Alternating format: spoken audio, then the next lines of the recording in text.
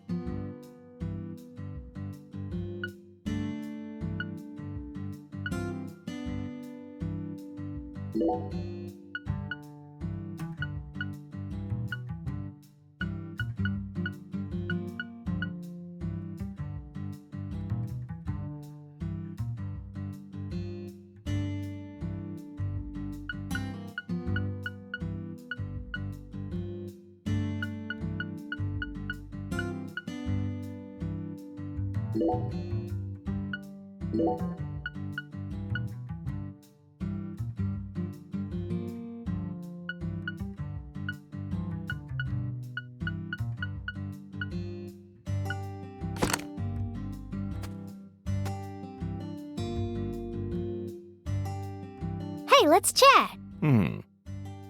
Want to hear about all the depraved serial killers I've encountered so far? No, thank you. Forget what I said. Ugh.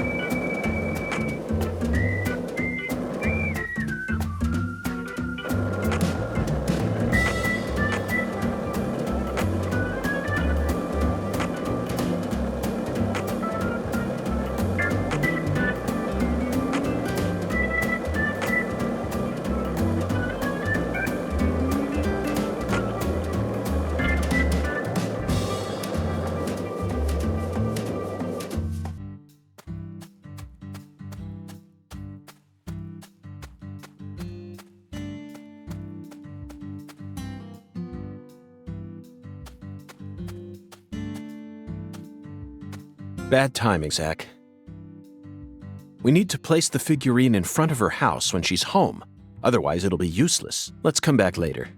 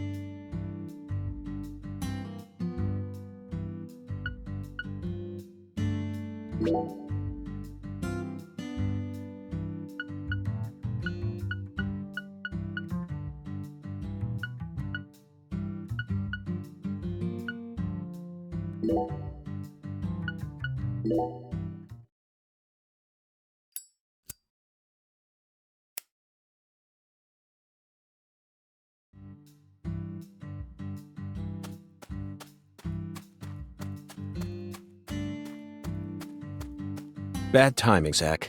We need to place the figurine. Let's.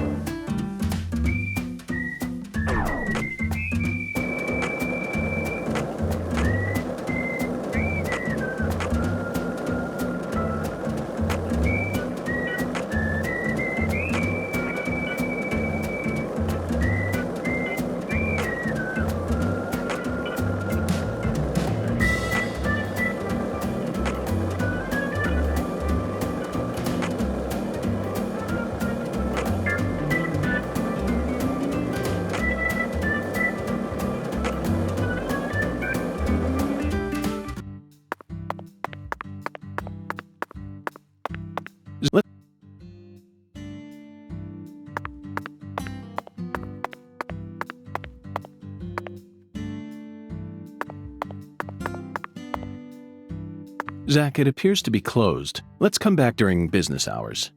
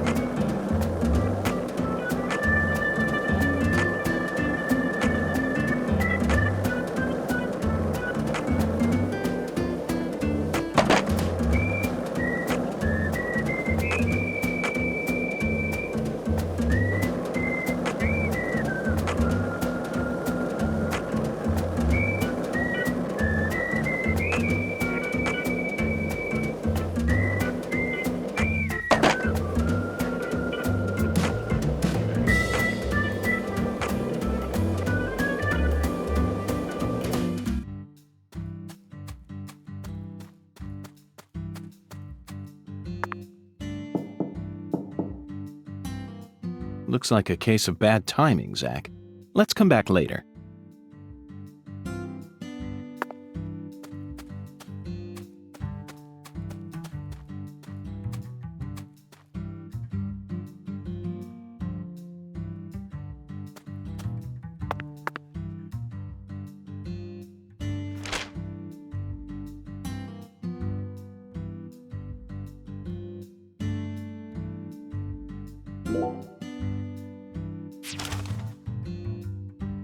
So you...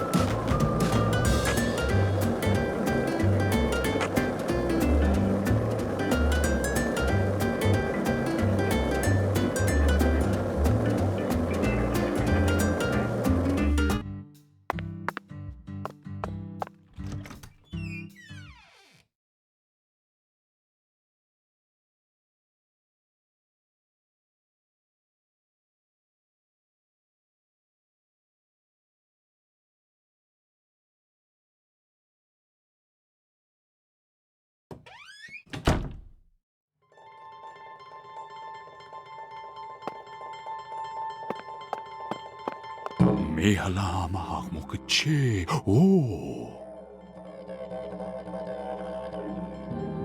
Verily, much shall serve thee well here.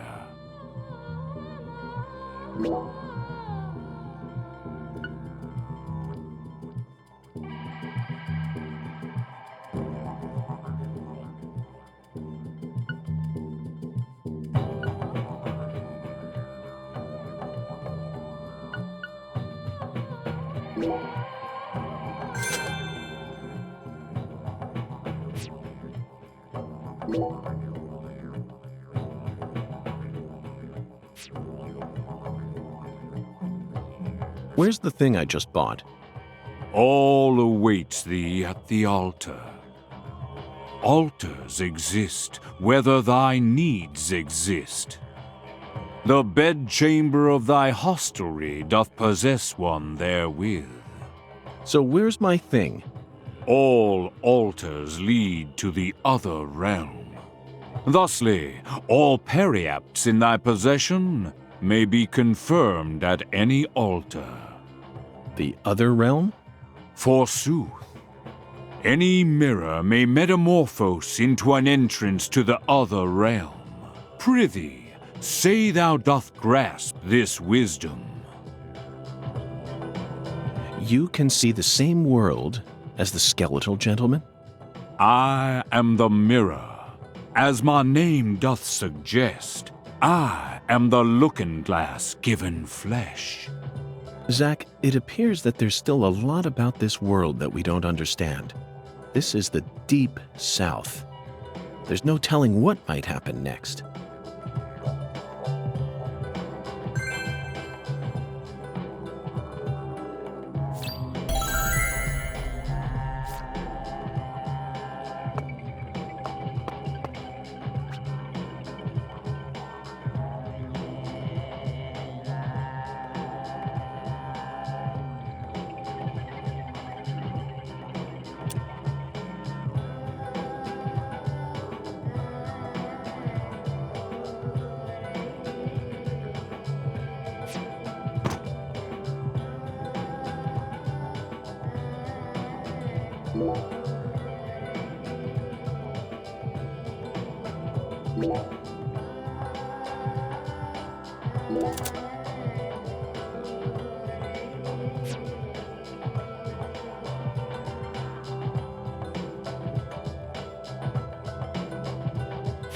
What a strange feeling.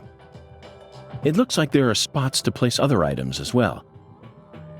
If we find anything that seems like it might fit, let's bring it back here. After all, what do we have to lose? What, you think that sounds like a pain in the neck? Come on now, Zack.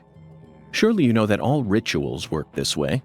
Blessings from beyond will only come to those who exhibit the finest level of courtesy and reverence. In short, they're reflections of the self. Only with a mind deep in the dirt will you know true tranquility. Then your body will turn to dust and dance with the wind. Who came up with that quote? That one was all me, Zack.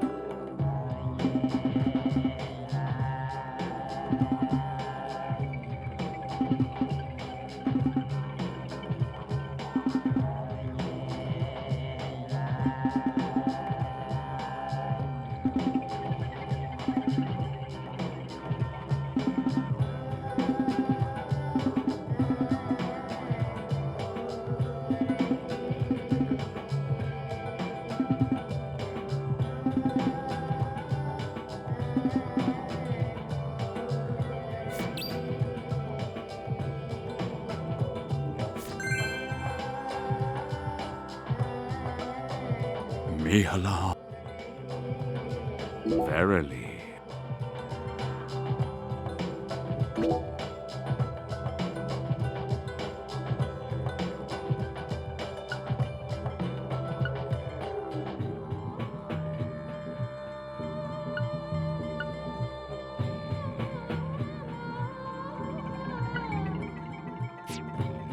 I can see it. Thou hast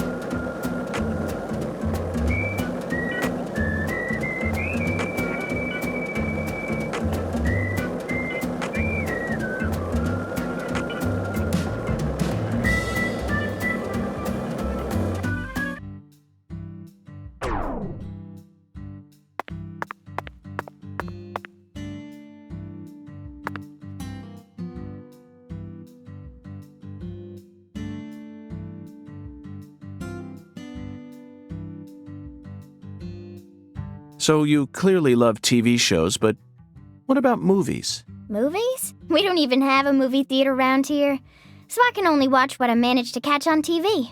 Like what? For some reason, the only movie channel we get at home is the sci-fi one, so I just watch a lot of sci-fi. Like what? What's the last one you saw? The one with Schwarzenegger, where there's all these clones.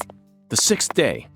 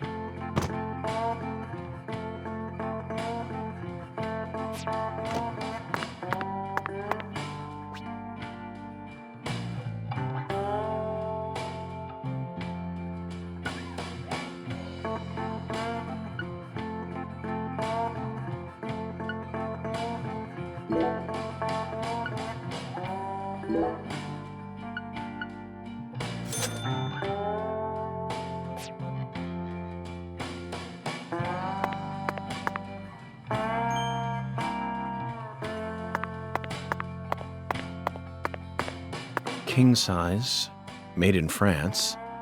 It looks soft enough to alleviate all our exhaustion. Zach, even though the Bureau is paying for this, it's still tiring to have to live out of hotel rooms day after day. Nothing beats getting a good night's sleep in your own room.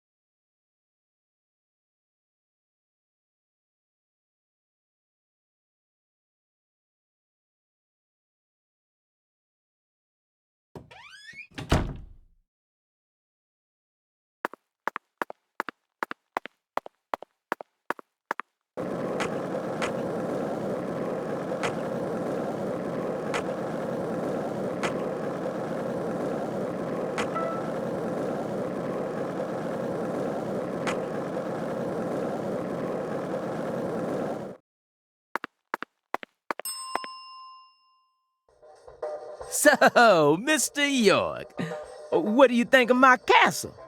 Pretty cool, ain't it? I've been curious about it since the first time I saw it. You've got excellent taste, Melvin. I dub it Lou Crawfish.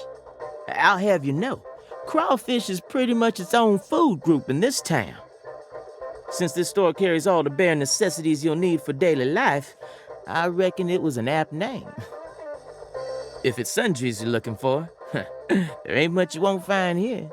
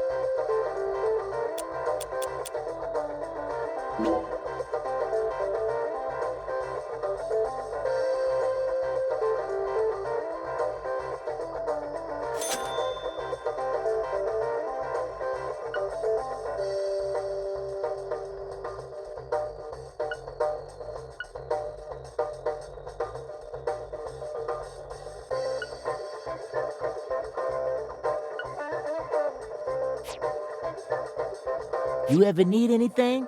You just come on by, Mr. York. You're not only the sheriff of this town, you also manage a general store. Sure, as long as you ring this bell here. That's terribly convenient, Melvin. But I have one concern. What if a crime occurs while you're managing the store? Running a business and keeping the peace, both jobs require immediate response in times of crisis. I just can't see how it would be possible. It's actually pretty easy, Mr. York. But what if a criminal who just robbed a bank came here on his way home and bought up all your stock? Oh, I like the sound of that. You want to make me rich? Hey, how about you just buy up the whole store while you're at it? I'll never let money stand in my way. It's not the boss of me, for I am the last shopaholic. Ooh, I'm funny. Melvin, that was a serious question. Really? Could have fooled me. Not even the Clarksons would do something that crazy. No point in preparing for something that'll never happen, right? After all, this is Lucari, the tiny forgotten town in the middle of southern nowhere. Get it, Zach? It's Occam's razor to a T. Melvin, I have to say you're a very balanced man. Now I feel confident that the Woods household will do just fine, even if you end up losing your job as town sheriff. You sure are a joker, Mr. York.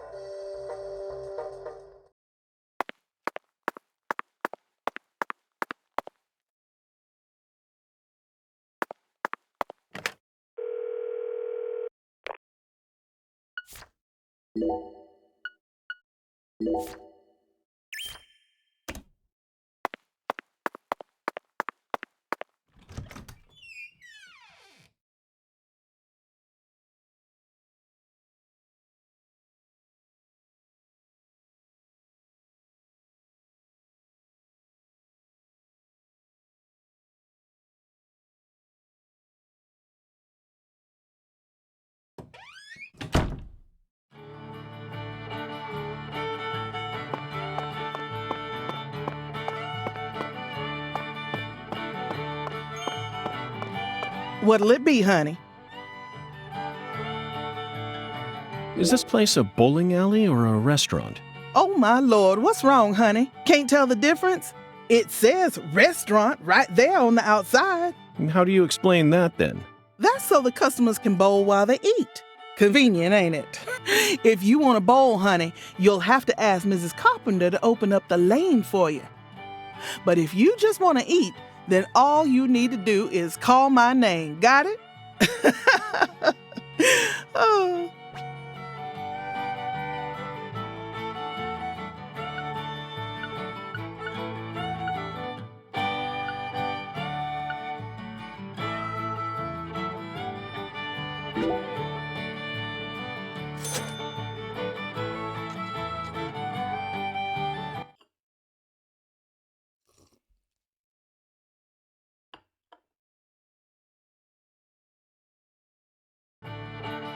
So, what do you think of my Cajun food, honey? No complaints here. No wonder you call this restaurant the best Louisiana's got to offer. Oh, my Lord. Ain't that nice of you? I'm sure glad to hear you like Cajun flavor. It's nothing like that Creole food. And I'll be damned if it isn't the best eating you'll find this side of the Mississippi. Hold on just one moment, Alexis. I always thought that both Creole and Cajun food were staples of the South. Am I misunderstanding something? Not at all, honey. Cajun and Creole food are both staples of the South. They both have roots in French cooking, of course, but Creole cooking just ain't my cup of tea. Sauces of France combined with cooking methods brought in from Africa, mixed in with Spanish influences and Italian-style tomato sauce. When you smush all that together, you can't even tell what it is no more. Cajun food is pure and solid. The Acadians who settled in Canada brought it here from France in the 1600s. Then the British chased them off their land and they ran all the way down here. They walked straight across America, north to south. Finally, they found a safe haven right here in southwest Louisiana. Woo, we got everything you'd ever want here. Fresh fish, wildlife, even veggies and fruit. They used their knowledge of French cooking and added some spice and herbs. And then they threw in fresh local ingredients to create what we know as Cajun cuisine. Interesting. Now I understand what you mean about the Cajun and Creole food being completely different. But I still insist that both are shining examples of delicious local food. Roots and history aren't that important, are they? Oh, my Lord, you don't get it, do you, honey? Lately, there are shops all over the place calling themselves Cajun, Creole, or whatnot. But all they serve is a hot mess of different ingredients loaded with spices. And the tourists ain't none the wiser. I just hate feeling like folks are getting the wrong impression about Cajun food. I get it now. According to your interpretation, Creole food is contributing to that wrong impression. You bet it is. That's why I always make sure to teach all my customers what's what.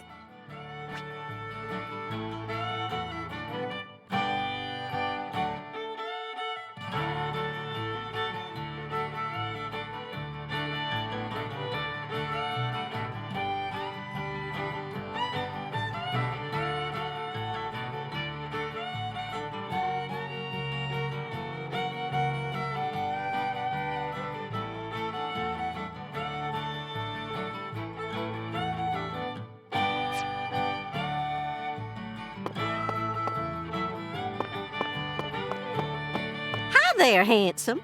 How's your day coming along?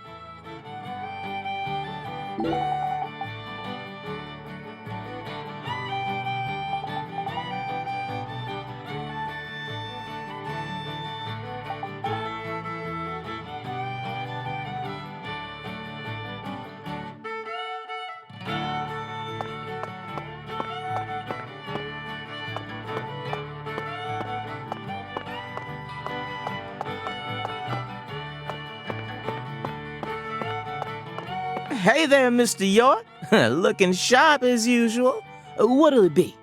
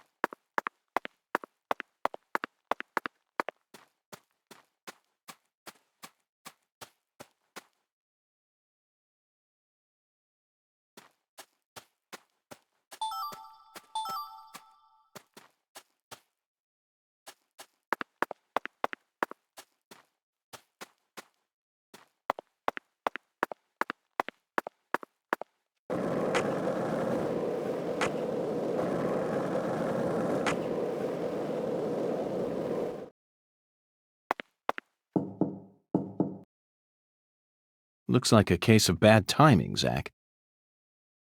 Let's come back later.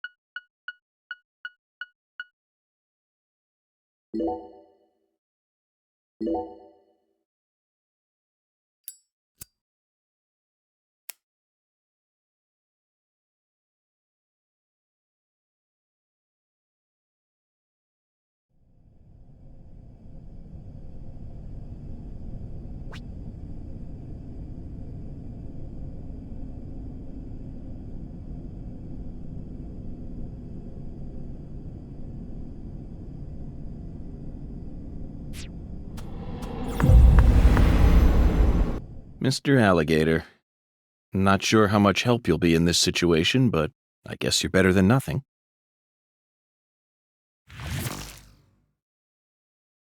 What the? Zach, I don't even need to say it, do I? This is right out of that movie. Videodrome, 1982, directed by David Cronenberg. At the time, it was seen as a hard movie to digest for normal moviegoers, but now it's become a cult classic.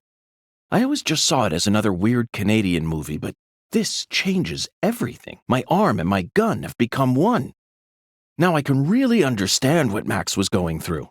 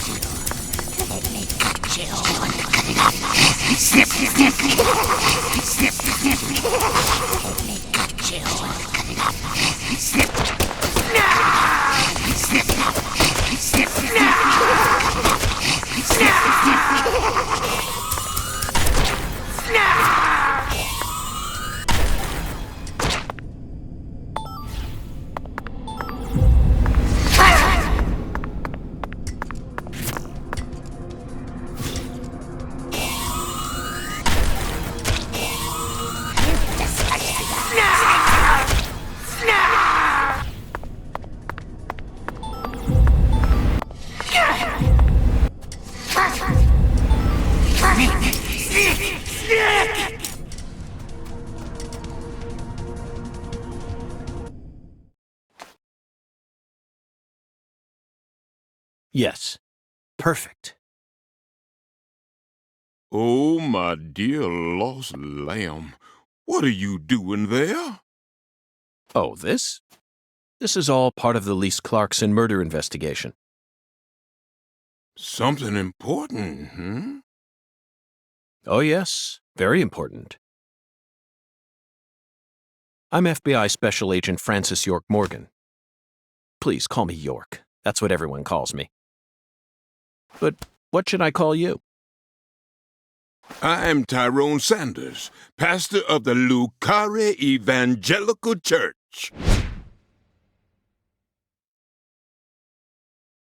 And what business does a pastor like yourself have in a place like this?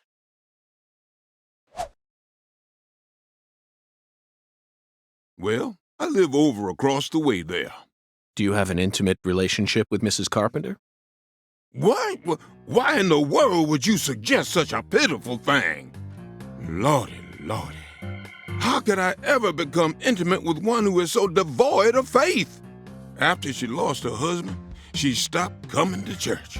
All she does all day is bowl. She even pruned the shrubbery in that pitiful fashion. Yes, truly pitiful. And did you see that hideous ox of a dog she owns? Pitiful with a capital P. I tried speaking with her, but she shows no intention of changing her ways. Yes, I fear she never lends an ear when the good Lord reaches out to her. Indeed, I pity her from the bottom of my heart. So you've been spying on her out of pity? Spying? I'm merely awaiting the chance to lend her a helping hand. You'd best be careful, too. This town harbors much more danger than you're aware of. If you ever find yourself in need of salvation, feel free to stop by our church whenever you like. Our church also functions as a clinic. Someday, you may need our help. Zach, did you hear that? Pitiful. Try saying that to someone in the city. They'd instantly slap you with slander or defamation charges. You'd be up to your neck in court papers. I doubt I'll tire of this town anytime soon. We should consider stopping by that church whenever we get a chance.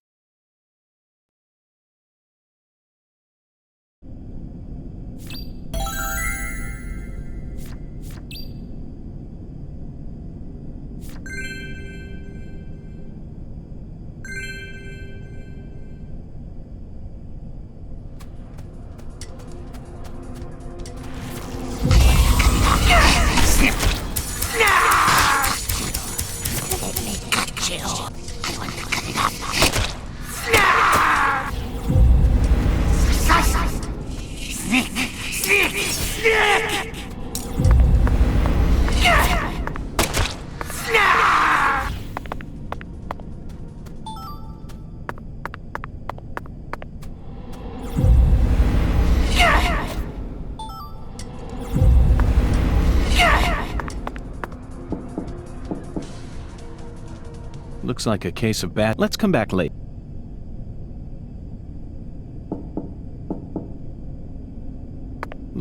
Let's come back late.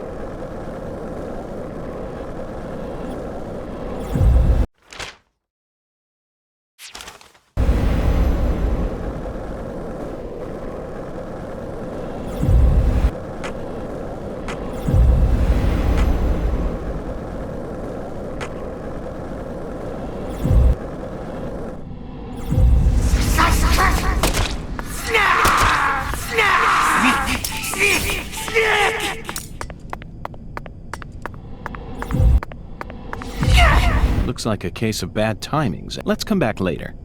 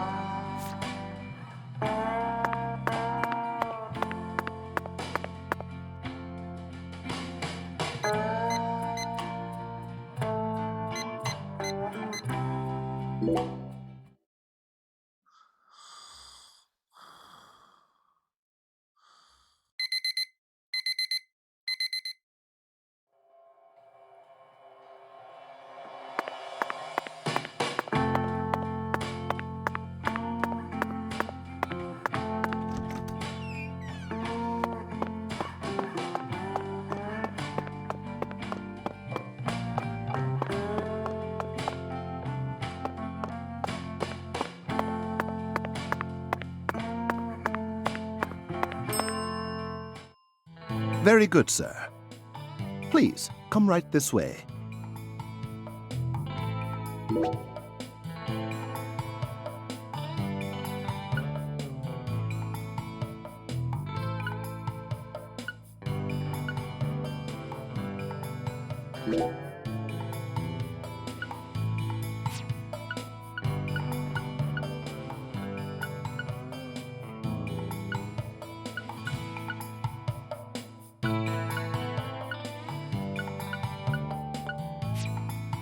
Serving you is... Please do let me know if...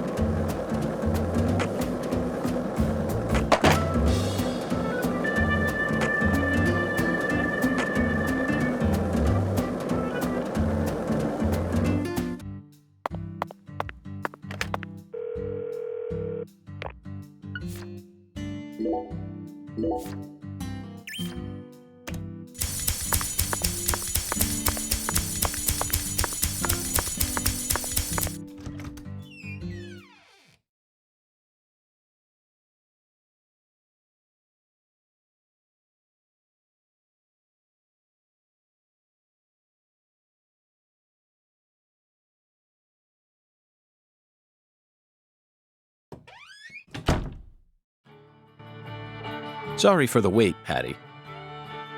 Whatever. Is Mrs. Carpenter here? No, she hasn't come in today. Everything's going according to plan. It's time to knock down the 10 maidens, Zach.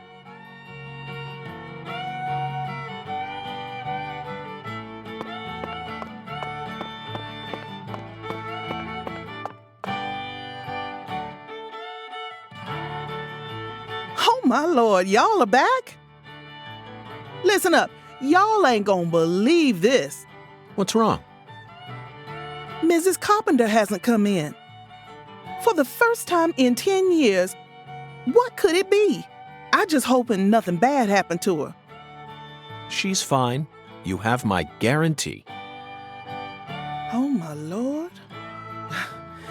I reckon if an FBI agent like you is convinced, then I should be too.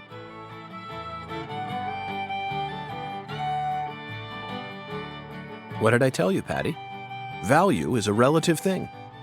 We needed to find that figurine, no matter the cost.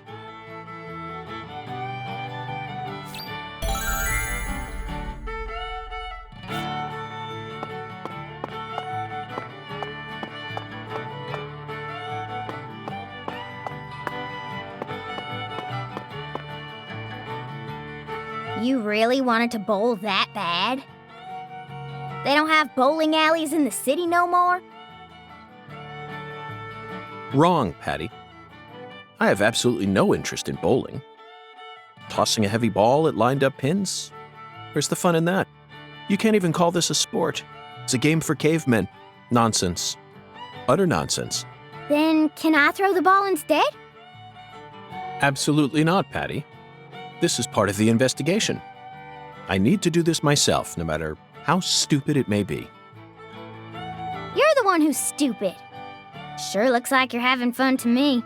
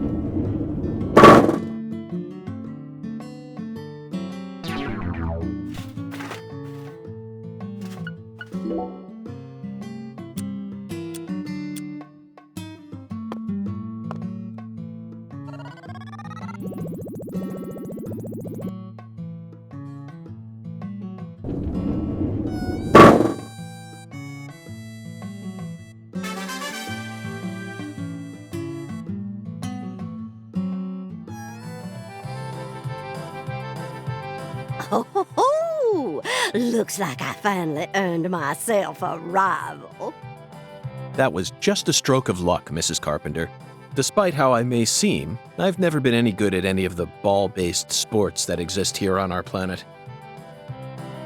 Oh, no, you can't fool me. I can tell the FBI's giving you very special training. If I gave you a few lessons on top of that, I'm sure you'd be able to go semi-pro. Semi-pro? That's right. That's what I said. Not pro, but semi-pro. Yes, semi-pro. You'd never be able to go pro. You don't have what it takes. You could become a semi-pro if you tried really hard, though. Well, I guarantee it. Come back and see me when you feel like giving it a try. I'm sure my husband would forgive me if I let someone like you borrow my lane. Well, we gotta give youngsters a chance to grow. That's what we always say. I could actually go semi-pro? I'd take her words with a grain of salt if I were you. Patricia, I can understand why you'd be envious of my talents, but you don't need to worry. You have your own unique talents, just like any other person. You shouldn't have to feel inferior every time you look at me. You're unbelievable. You sure you don't need to get your head checked out? It's so strange, Zach. I feel like I'm discovering a new side to myself. By the way, Mr. Special Agent, you said you're investigating the Lise Clarkson incident, yes? In that case, there's something you should know. That poor girl, Lise, she was a druggie. And she was into the really bad stuff. Red powder. Oh, no wonder the FBI picked you. You already figured out that much. Well, the reason Lise turned into such a little hoodlum is because of her mother, Galena. Galena? Mm-hmm. A mother only in name. Oh, as far as I'm concerned, she's still nothing more than a child herself. Oh, dressing up in fancy clothes, always out on the town somewhere. Children giving birth to children. If these aren't the end times, well, I don't know what is. Oh, and they were always cooped up in that jazz bar. Galena wouldn't know proper parenting if it hit her in the tush. Zach, the jazz bar. We first heard about it from Patricia. It must be deeply connected with this case. And the red powder. It must be Saint Rouge. Following the Oracle and felling the 10 maidens sure paid off, didn't it? So, Mr. Special Agent, are you all finished here? Yes, Mrs. Carpenter. Thanks to you, I've gotten a new lead. Oh. Then how about you mosey on and let me get back to my bowling? I need to bowl my first game of the day, or else I'm gonna get rusty. Well, what are you waiting for? Get a move on! Shoo! Shoo!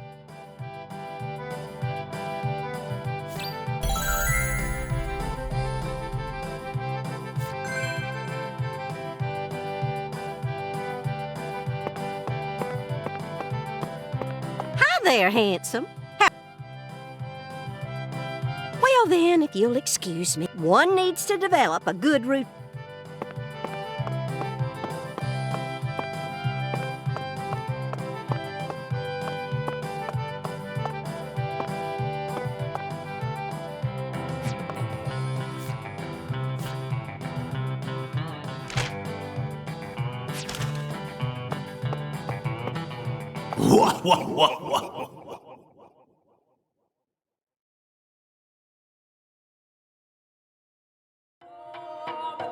When the sun awakens, catch the tip of the baby bear's tail at the Force altar. And the entrance to the other world will reveal itself to you. Zack, it's another oracle. It appears that we're being guided by a mysterious power.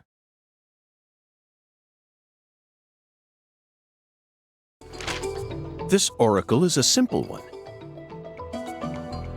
The false altar. You already know what this is, right? The place where Lise Clarkson's body was first discovered. She was found under a bridge at some sort of altar as if she was being worshipped. That's what Chef David said, right?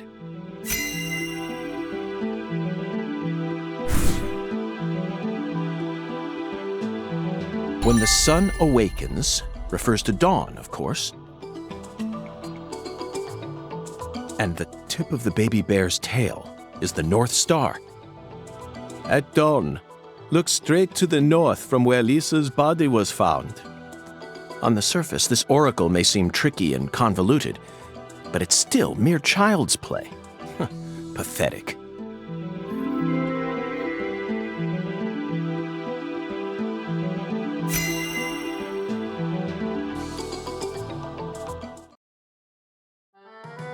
Zack, let's follow the oracle and head to where Lisa's body was found.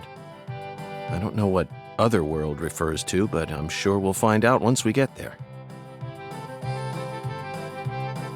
Oracle? That's right, Patty. This case is a rather complicated one. So Zack and I are following oracles given to us by a skeletal gentleman in order to crack it.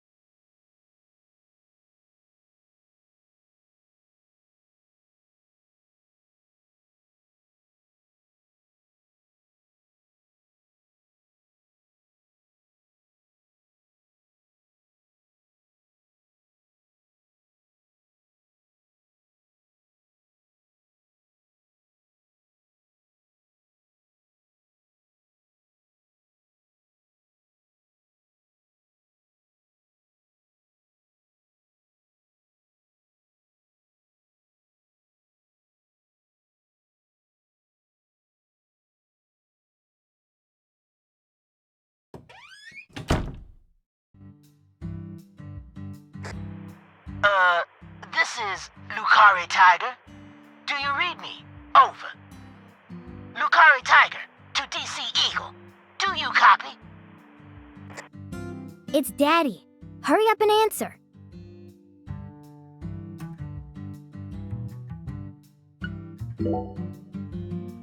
This is DC Eagle. I read you loud and clear. Over. Oh, good. Mr. York. I'm sure glad you picked up.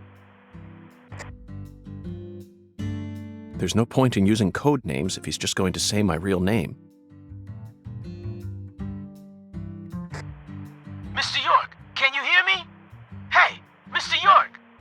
Oh, right. Over. DC Eagle to Lucare Tiger. Is something wrong? Over. Mr. York, I got something I need to tell you ASAP.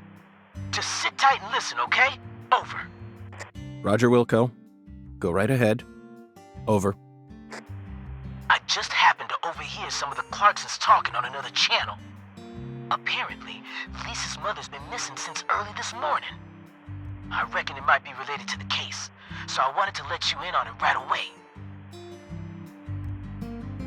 Oh, over. Lisa's mother. You're referring to Galena, the social butterfly? Over. Another special agent slam dunk.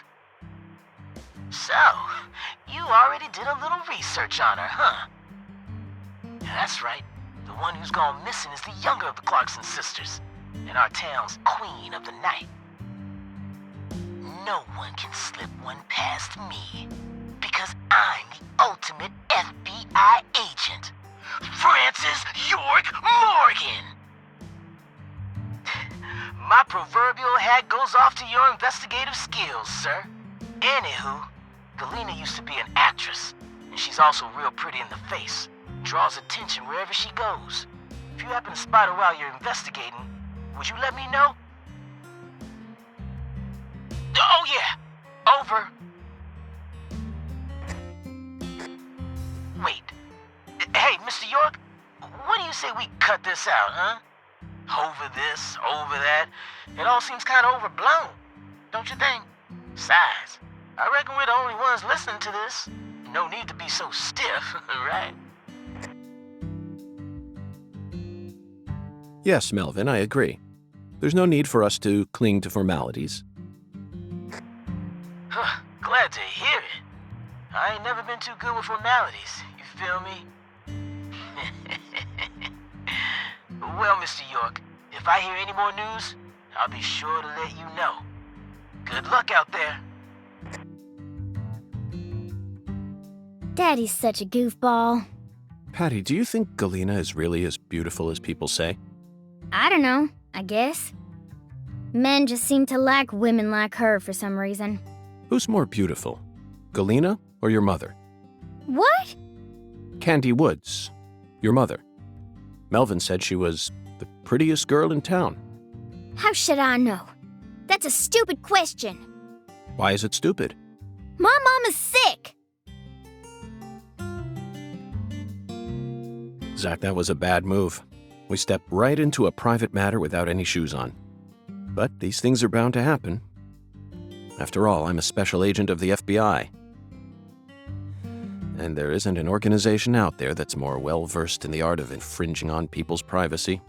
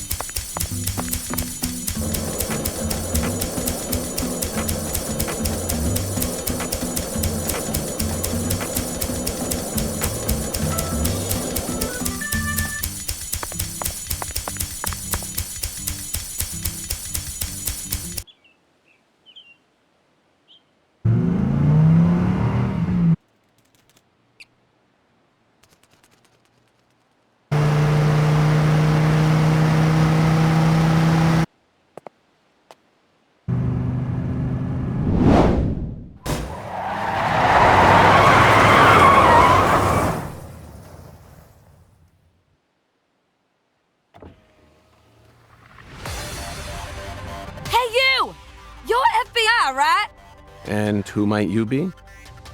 I'm Raven, but around here they call me the Speed Witch.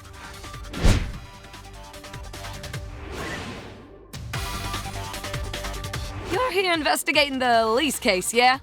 And instead of a car, you're using a skateboard? For real? You've already become the talk of the town, you know?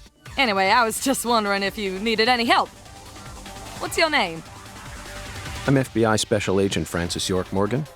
Please, call me York. Okay, Yorkie it is. I'm actually testing out a new kind of business right now. And I was hoping you'd be down to try it out, Yorkie. What kind of business are we talking about here? I drive my customers to wherever they want to go, and once we get there, they pay me. Now that I think about it, I reckon it ain't much different from a taxi. Seems a bit strange to call it a new type of business then. Only 'cause you haven't heard the details yet. Here, let me explain. I got a feeling that in the future, cell phones are gonna get more advanced.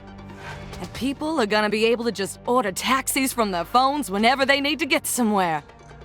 So I'm thinking, hey, why don't I just start a company that instantly sends out drivers to take folks from point A to point B?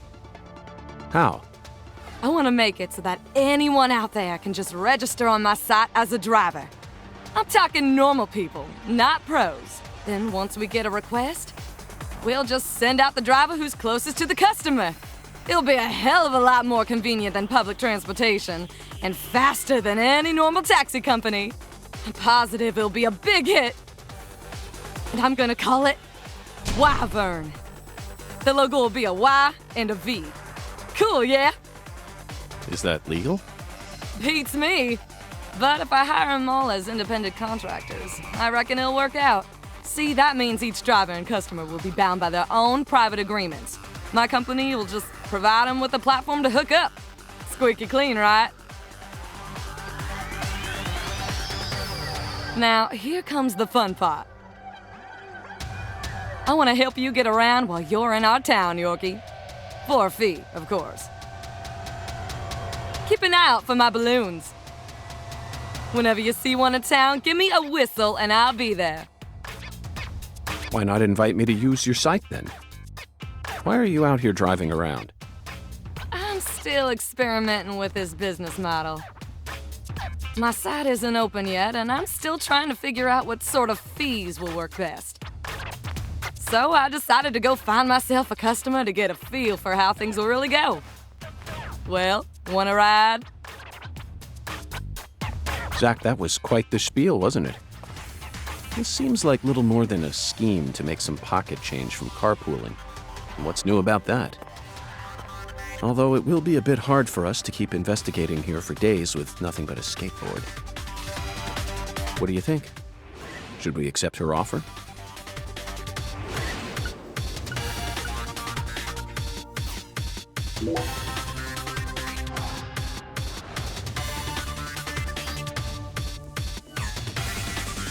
That's what I'm talking about. Come on, get in, get in.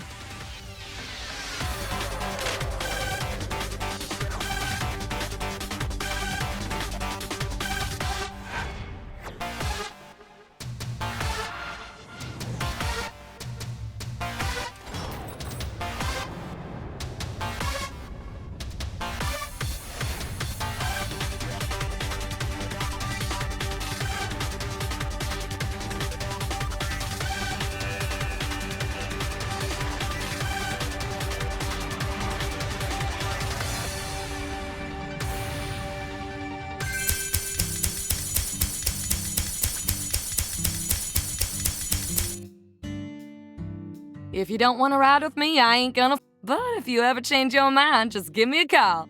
I'm always ready to get out on the open road. Sure thing.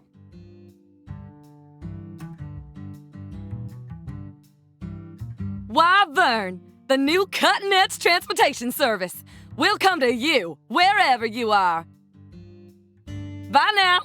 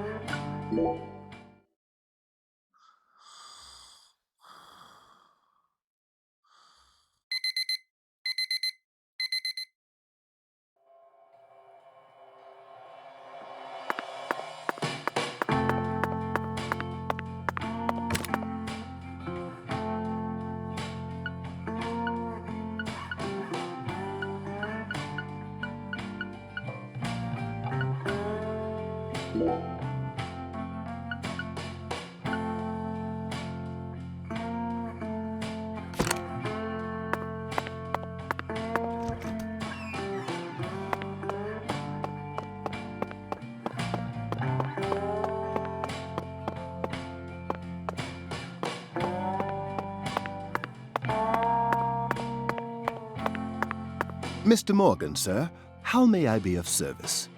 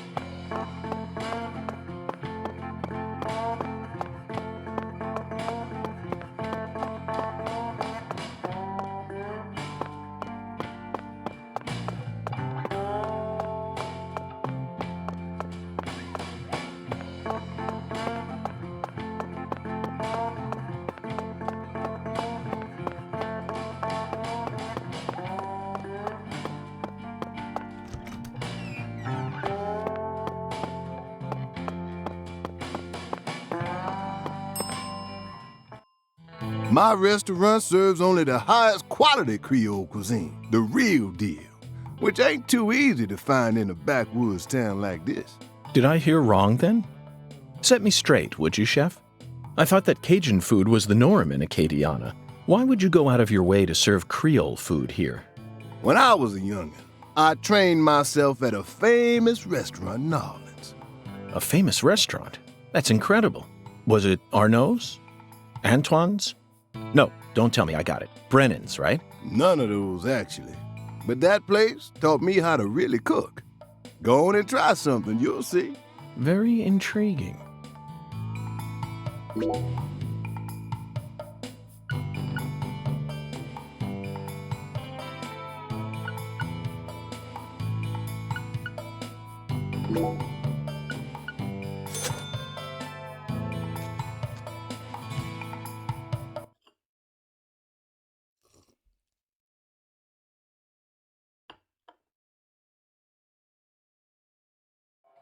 That food was unbelievable.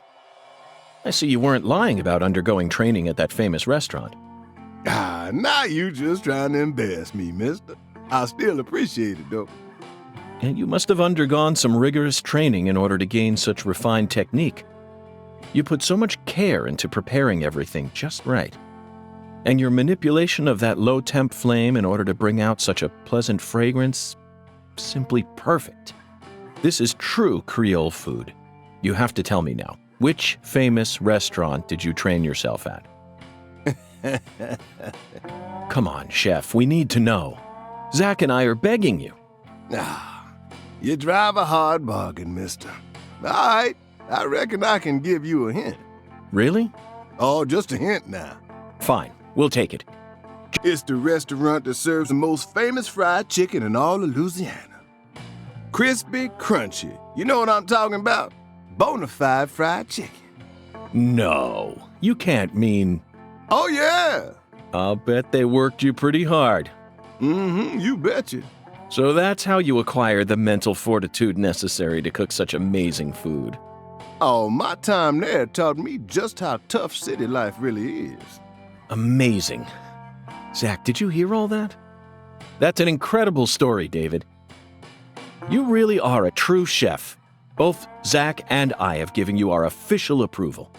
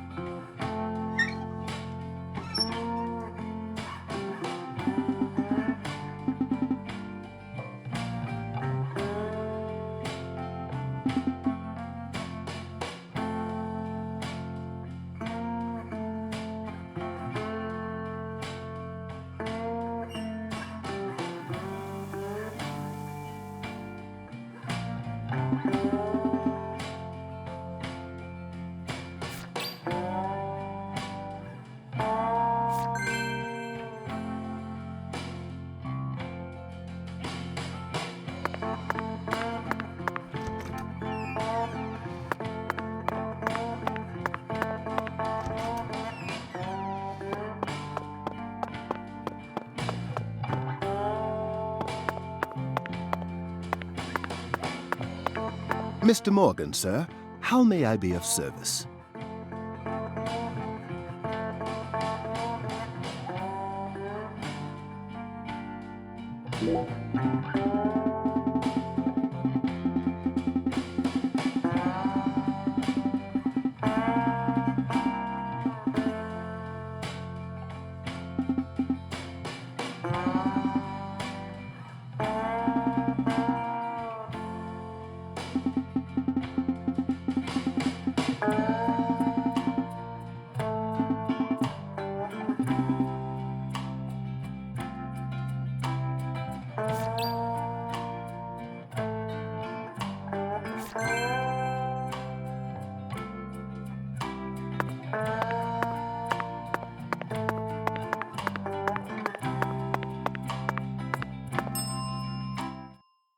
Hey, bellboy, what's this balloon doing here?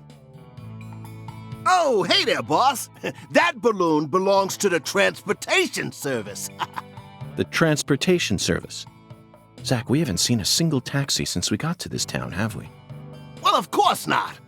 You won't find a single limo or taxi driving around this town. What does the balloon call then? That'd be Wyvern. Wyvern? That pushy entrepreneur? Right on the money, boss. Why are you helping her out? Me?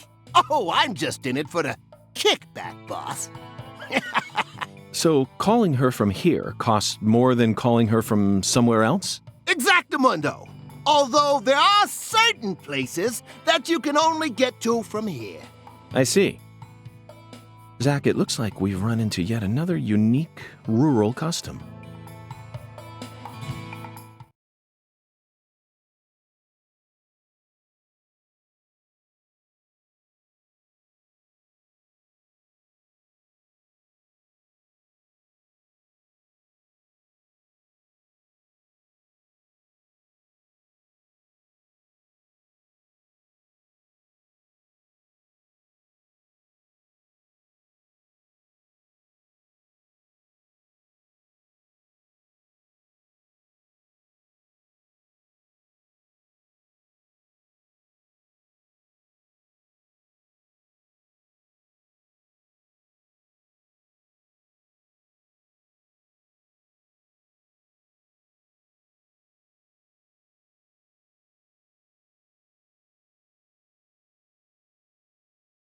Howdy, Yorkie.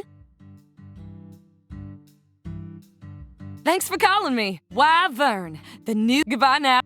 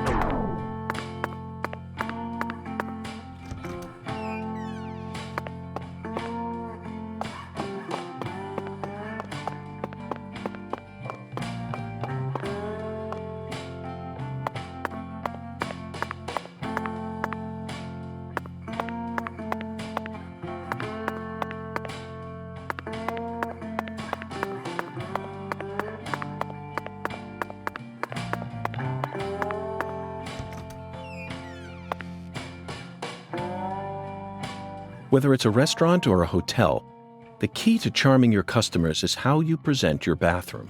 I'm sure you feel the same way, don't you, Zach? Now this is the kind of bathroom a person can really get excited about. It might even trump the one we saw in that drug dealer's house in Austin. Remember? The art piece on display in there utilized the natural curves of human ribs in such a novel way.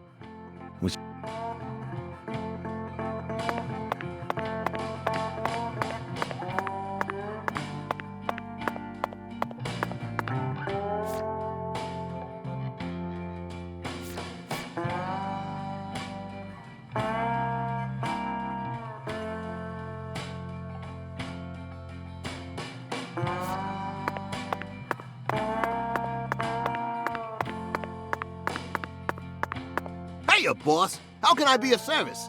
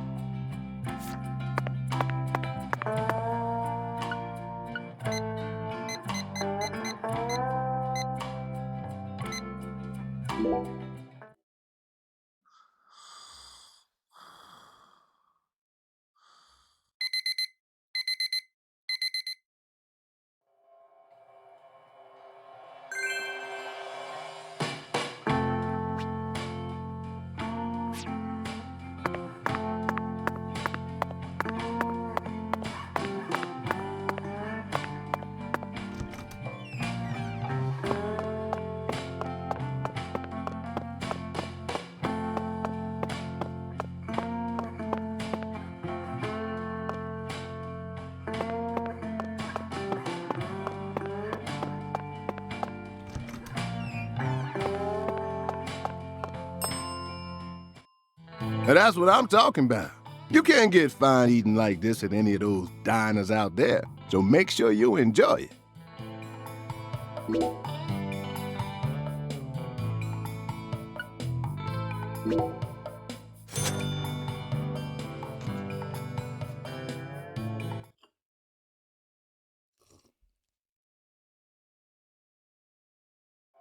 Thanks, mister. Next time you get a hankering,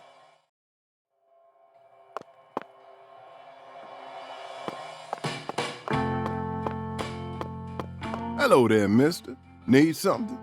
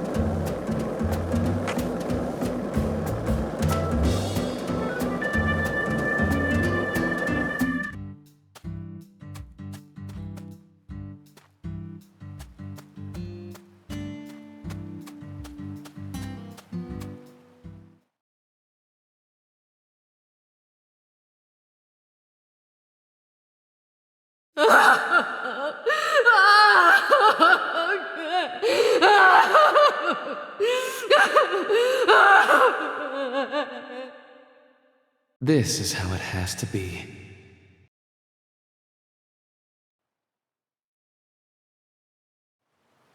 Why did the perpetrator decide to enshrine Lisa's body here?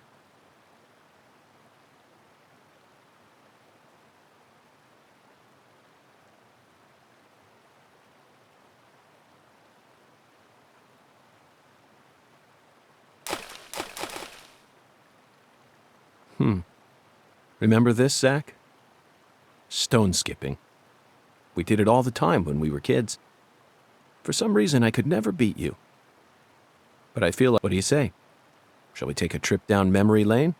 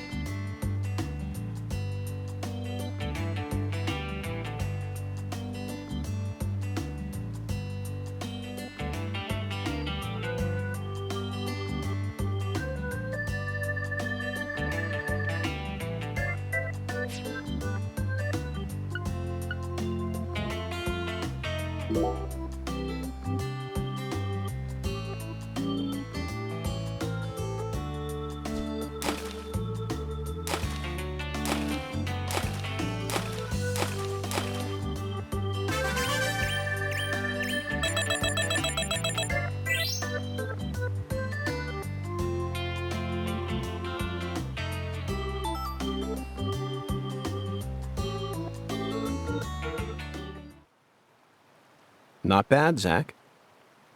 That was just as fun as when we were kids. Hey, what's that? No wonder the word Mississippi means father of waters. It has the power to carry boats down the tiniest of tributaries. It's one of the prime symbols of America's majesty and the vitality of the human race.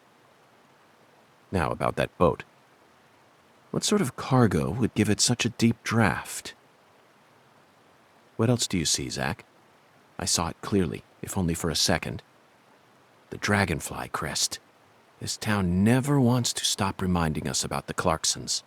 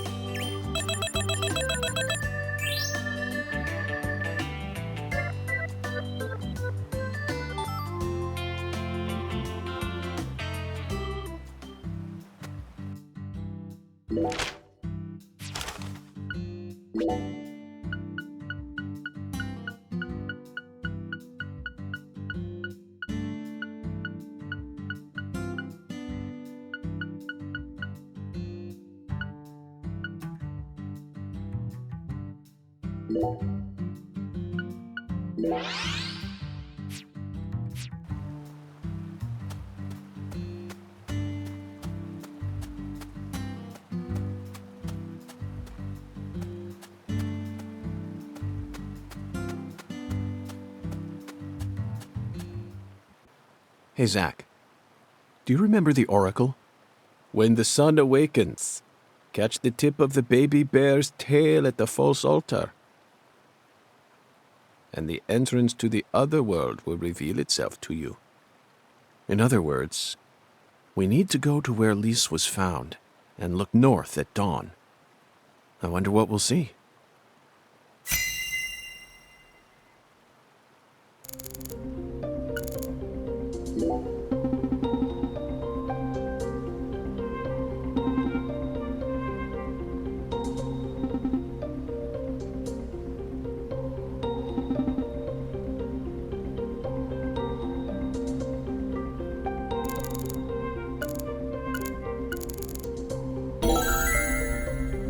It's a skull, Zach. As clear as day. That's the spot. The barrier between our world and the other world. One might call it a singularity.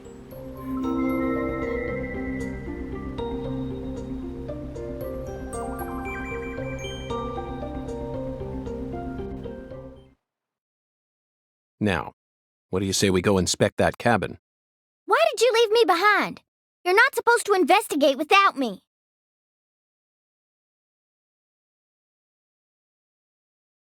Oh, I'm sorry, Patty. You just missed a special moment. What moment? The sugarcane plantation? So what? You can't see it? All I see is the Clarkson's plantation and that gross silo. There you have it, Zach. Patty, Zach and I will take it from here. In the meantime, you need to head home and wait for us. Wait at home? Alone? Yes, but only for a while. Once I make some progress, I'll contact you again. Hey, hold on!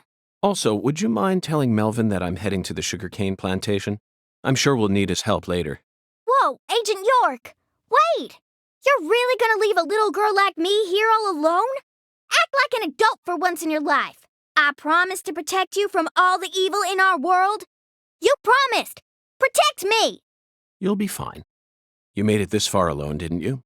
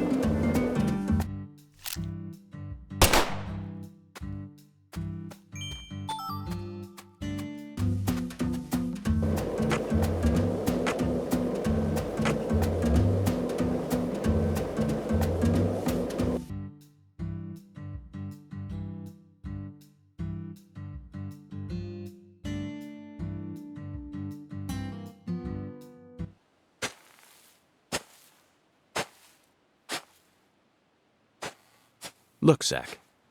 We're about to encounter a new character. Oh, damn it. I know I saw her go inside. But it's empty. The hell's going on here? You won't be able to find the other world. What the... Who in the hell are you? What are you doing on our plantation? I'd like to ask you the same. Well, Hey, shut up! This ain't got nothing to do with you. I see. Well, if you don't want to tell me, then I have no choice but to guess. You just said this is our plantation. I assume that means you're a member of the Clarkson family, and you're here looking for someone. If there's a search being conducted on Clarkson property, it must be a search for Galena Clarkson, who's gone missing. Judging from the way you speak, your age, and most of all the color of your eyes, you must be Danny Clarkson, the father of the victim, Galena's husband, and the manager of the cold storage warehouse. Nice to meet you. I'm FBI Special Agent Francis York Morgan. I'm here investigating the Lise Clarkson case. Oh, and just call me York. That's what everyone's always called me. You think I give a shit? You better watch your mouth or I'm liable to whoop your goddamn ass! Your daughter was taken from you, and now your wife has gone missing. No words can describe what you're going through. I imagine you're doing everything you can, searching every last nook and cranny all over town. But, Danny, listen to me. It won't get you anywhere. No matter how hard you search, you'll never find them. The fuck is with you? You want to throw down with a Clarkson? Absolutely not. I simply wish to solve this case. Then hurry up and investigate, goddammit! I am. That's why I'm here. The Oracle told me there's something in this spot. Oracle? That's right. Zach and I are following oracles given to us by a skeletal gentleman. If you wish to find the person who killed your daughter, you should cooperate. I imagine that not even the Clarksons want to start a feud with a federal power. I've had enough of your bullshit. Why's everyone and their mother been pissing in my ear today, huh? Shit! Does this mean you're ready to cooperate? May I enter the building? Do whatever you want. If you think you can mess with the Clarksons, you got another thing coming.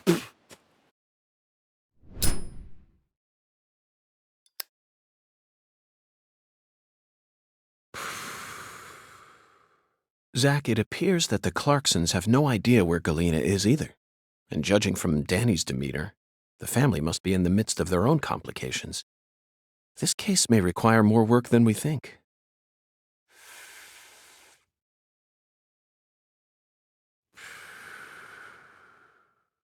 Zach, Danny married into this family, didn't he? Yet he's acting like he's a full-blooded Clarkson. I'm surprised, really.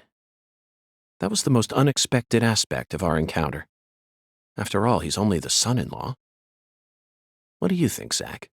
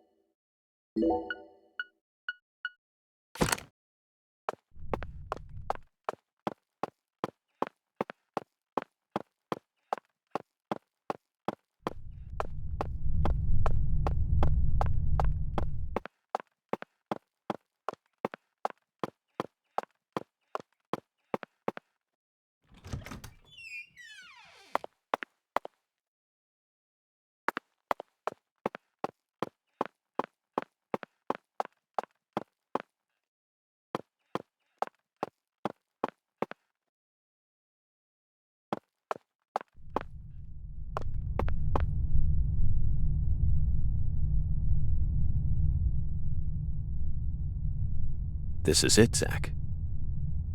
A deadly premonition. You know, for some reason I'm getting butterflies. How about you? It's time we went and saw this other world for ourselves.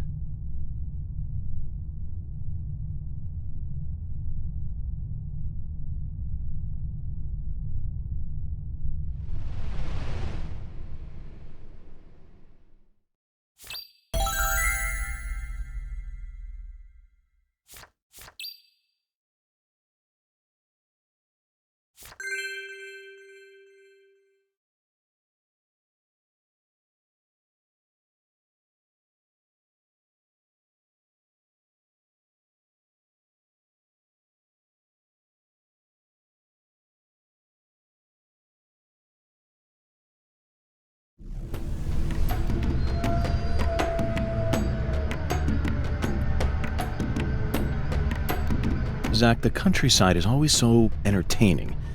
It has far more stimuli to offer than the big city.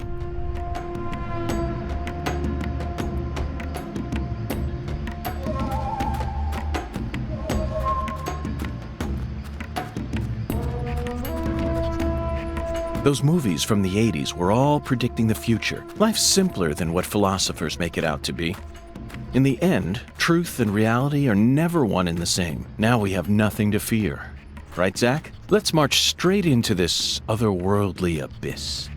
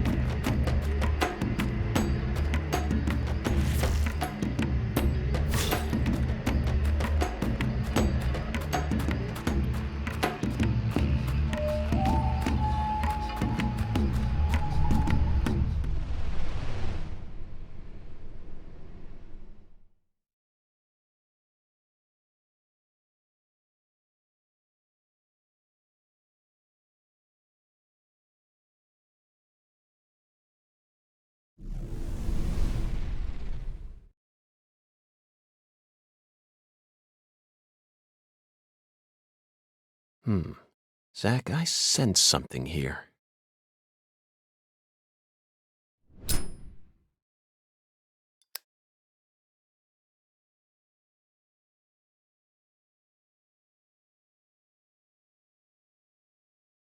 Lise was murdered here.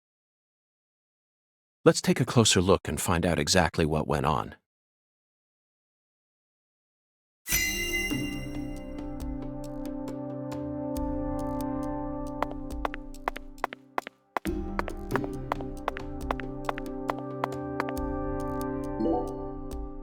Zack, the murder weapon was an axe. Lise must have been dismembered while she was still alive. And the woman holding the axe, flashy clothes, beautiful face, and that dragonfly ring. This must be Lisa's mother, Galena Clarkson. Look, Zack, she's crying. It's the polar opposite of Lisa's euphoric expression. Galena is brandishing an axe while tears stream down her face. What was going on in her head? More. I want more. Okay, sweetie. We're gonna play a fun game now. I love games. I want to play.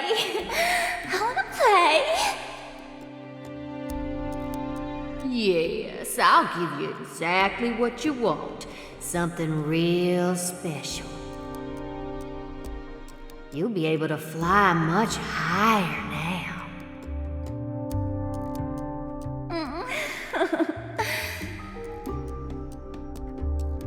I'm happy.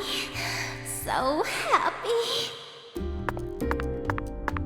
Yeah, I'm your mama. I know exactly what you want.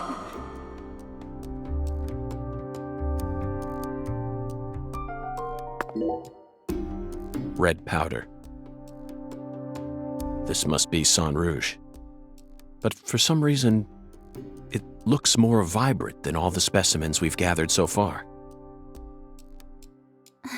Wow, it's amazing. I can feel it. I'm getting prettier. Yeah, you are. See, I made this just for you. My body's getting hot. So hot. I'm burning up. Oh, let the sensations take over, Lise. Soon you won't feel any pain. You won't feel anything at all.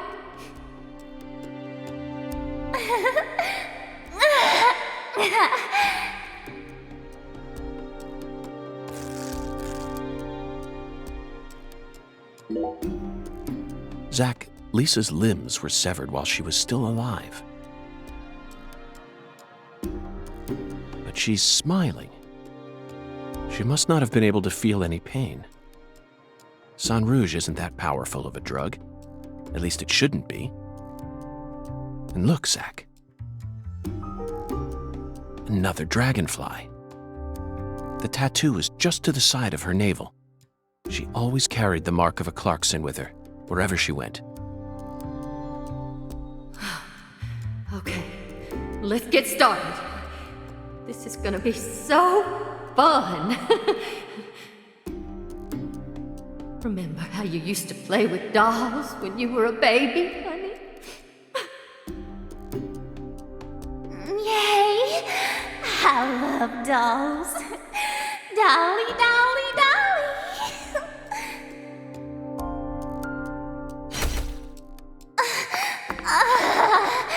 Yes. Oh, yes.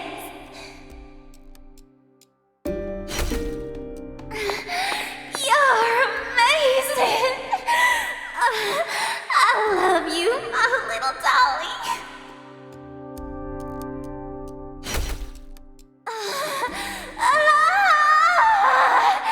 Yes, yes.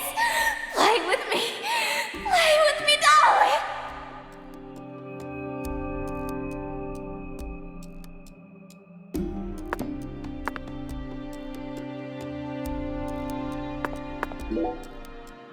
Zach, there's a tall woman here.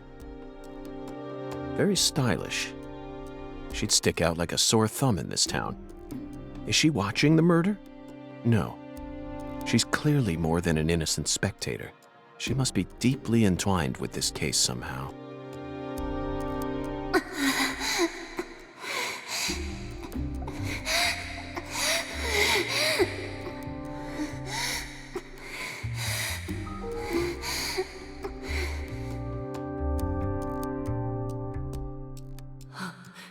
Lise, you're so beautiful.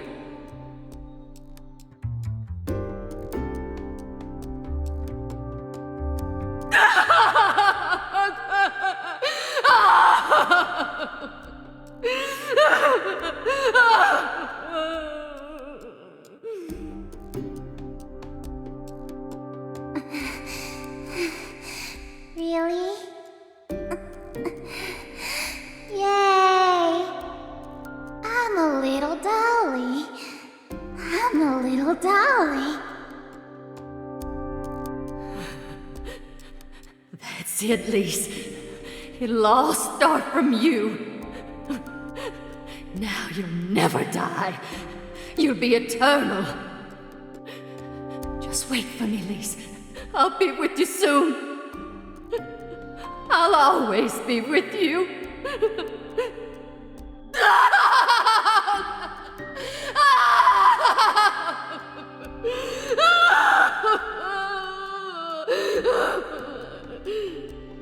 Dolly, dolly, dolly.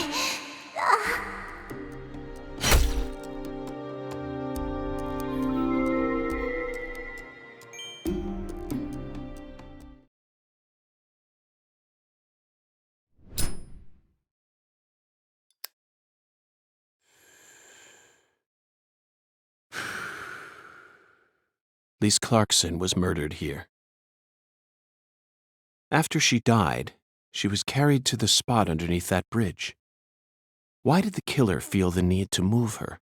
Bodies are usually only moved to cover up evidence. But this is different. Lisa's body was enshrined. She was being shown off to someone.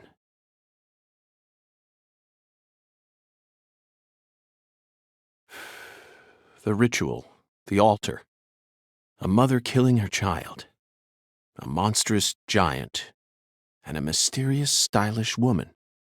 There's a real demon out there, and it's got its sights set on the Clarksons. But Zach, this is exactly the kind of case we FBI agents are here to solve. Isn't that right?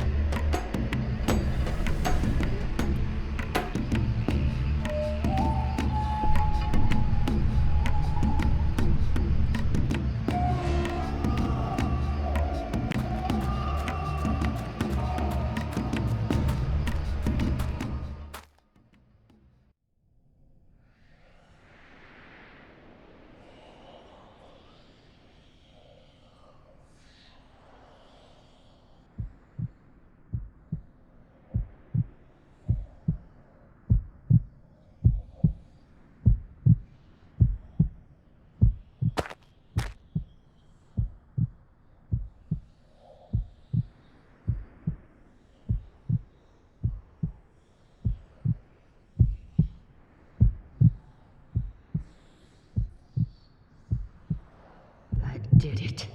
I really did it. I finally completed the first ritual. Now the plan will begin. The Red One's plan will begin. Zach, this case is going to be a labyrinth. I certainly didn't expect to run into a monster like this. Honestly, I'm not one for violence, but I'm not just going to stand here and die. What do you think? Should we read off her rights? Now, it's the Red One's turn. The Red One. Soon. And in the end, we'll be together. Together. And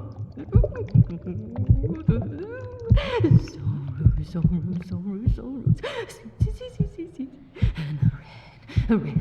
Oh, see, it's red. Oh, yeah. I killed Lise. I did just as I was told. I killed her. So pure, adorable, and beautiful. I killed my own baby. Lise, you son of a bitch! What did you do to my daughter?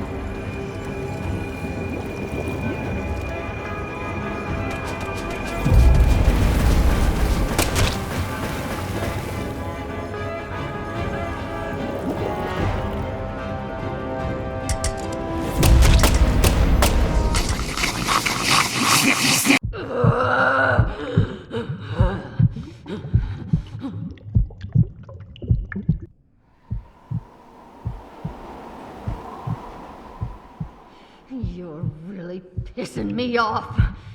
I'm invincible now. Holy red seeds protect me. So then why? What are you? No, it can't be. You came here to stop our plan? You can't stop us now. We already made our sacrifice. You don't know how much we sacrificed. How many tears of blood we cried. Oh, for the Red One's plan. We've come so far.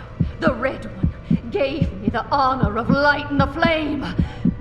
I'm not gonna let you stop me here!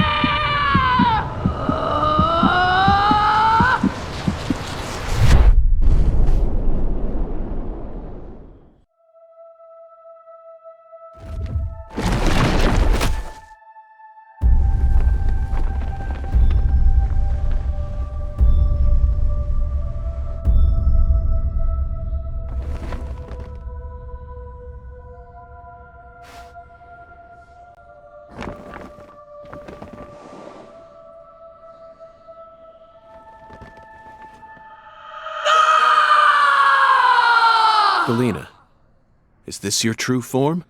Gosh, Hollywood would have been all over you. Although you probably would have been typecast as a gross monster. The kind that heroes always kill. We're going to make a new world! And no one's going to stop us!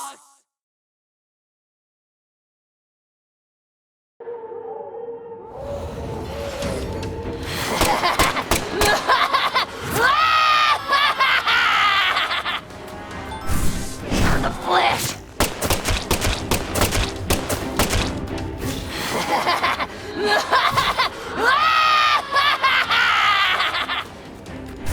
Mutilate your meat!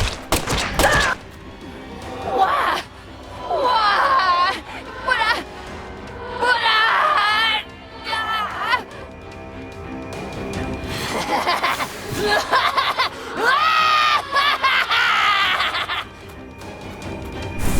Feel my pain!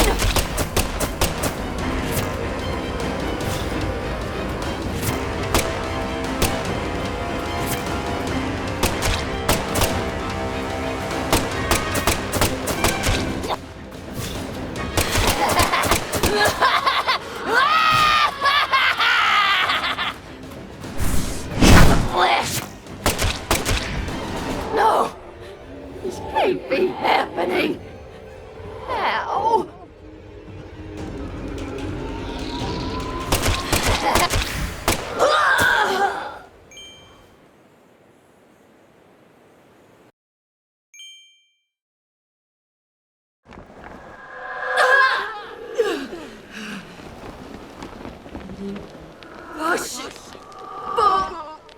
This is impossible! Red!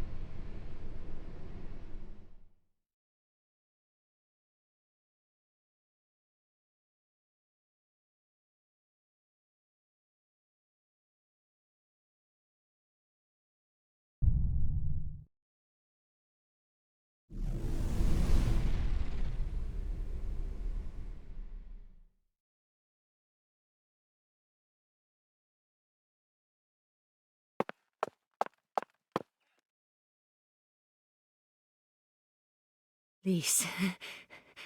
Our new world. My Lise.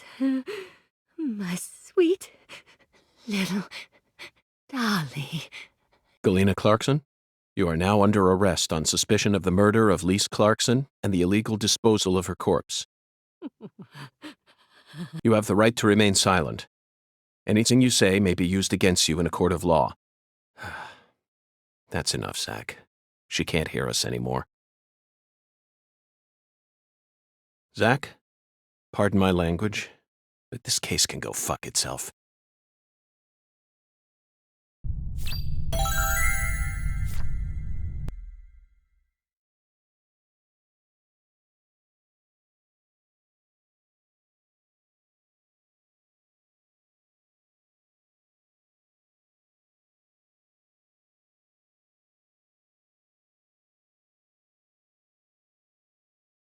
I owe you one, Mr. York.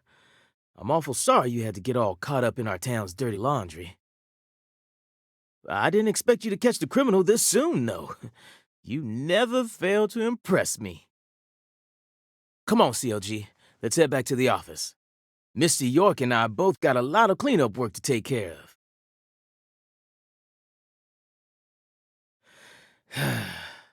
Now I just gotta figure out what I'm gonna tell the Clarksons. That's my biggest problem. Melvin, this investigation has only just begun. What? But we got the killer. This case is much more complicated than it seems. You mean you're gonna keep searching the town? Of course. At the moment, I'm after a tall, stylish woman. Does that ring any bells? Stylish? You lost me. What's that got to do with anything? Zach and I saw her with our own eyes. We need to find her, I'm positive. You're probably talking about Professor R. Professor R? From the jazz bar? Yeah. I mean, she's the only person in town you could call stylish. She's tall, too. But... What is it, Melvin? Well... Well? Out with it.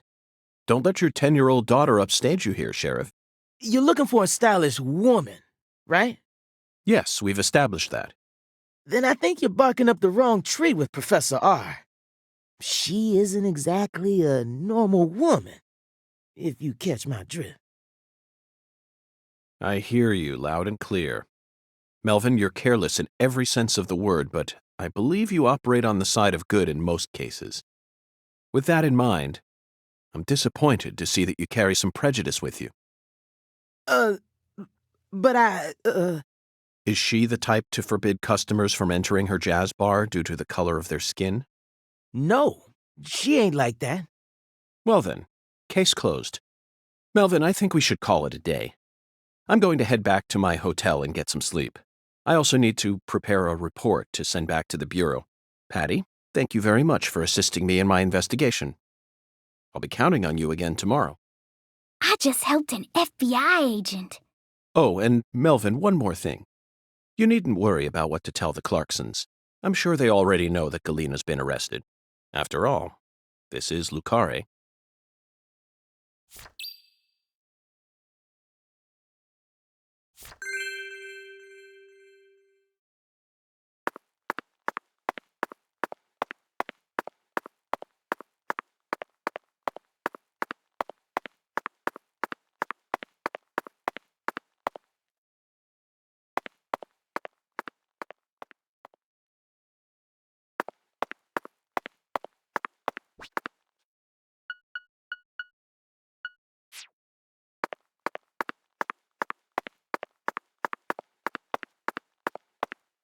Hey there, Mr. York. Looking sharp as usual. What'll it be?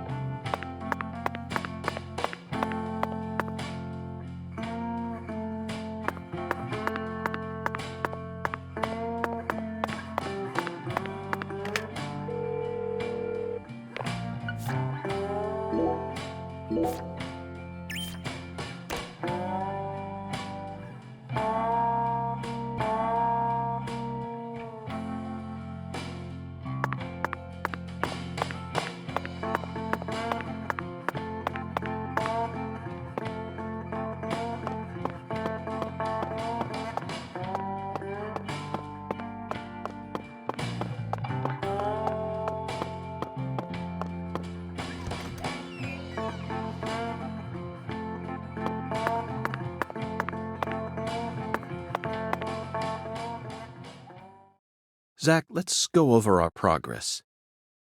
We've got a complicated case on our hands this time, especially as far as the Clarksons' relationships go. But in a way, it's also a simple one.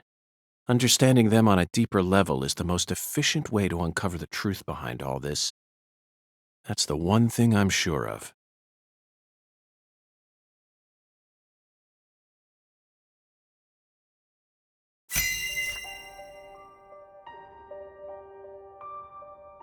Zach, let's start with the people who were closest to the victim. Lise Clarkson, the victim, is the granddaughter of the current head of the Clarkson family. Her mother is Galena, an ex-actress, and Lise clearly inherited her beauty. Except for her eyes, that is. Lisa's eye color matches that of her father's. Now, do you remember who Lise Clarkson's father is?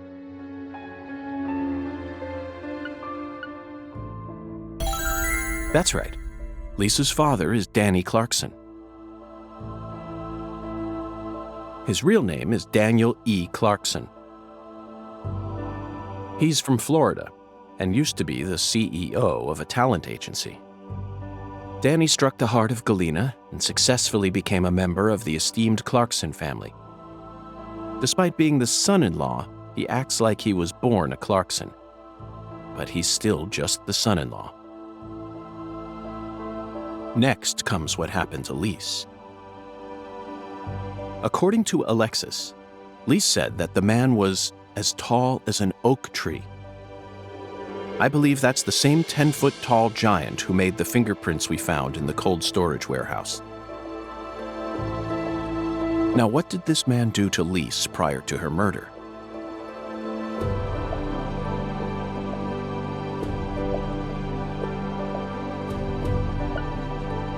No, that's not it, Zach. Lisa's mother, Galena, is the one who always took her to the jazz bar. I don't think our giant is that much of a gentleman.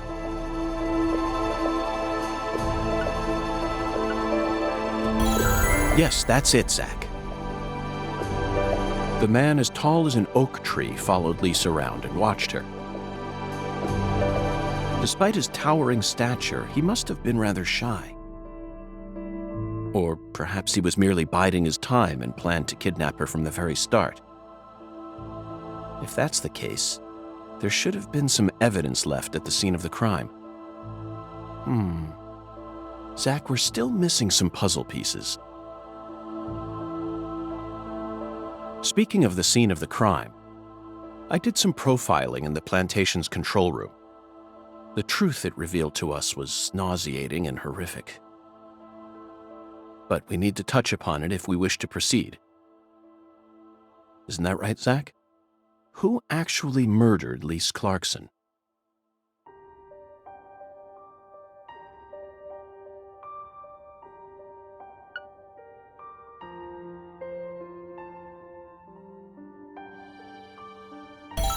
Yes, that's right. Lisa's own mother killed her. While she was dreaming about some bizarre new world. This is by far the vilest and ugliest crime we've ever seen. The fact that Galena set up her daughter's body at an altar makes this case even more complicated. Remember, not a single sacrificial human murder has ever been proven and documented in all of American history. The real world is far more complex than what we see in films and video games.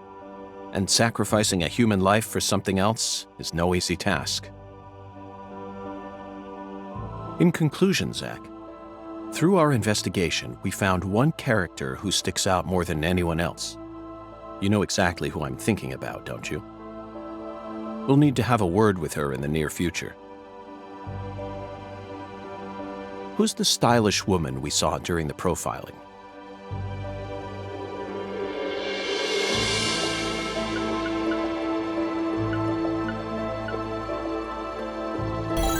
Professor R. We haven't met her yet, but she's deeply intertwined with this case. Let's wait for the skeletal gentleman to guide us to her with an oracle. Well, Zach, what do you think? Isn't the Deep South something? The people here are just as warm as the weather, and the food is to die for.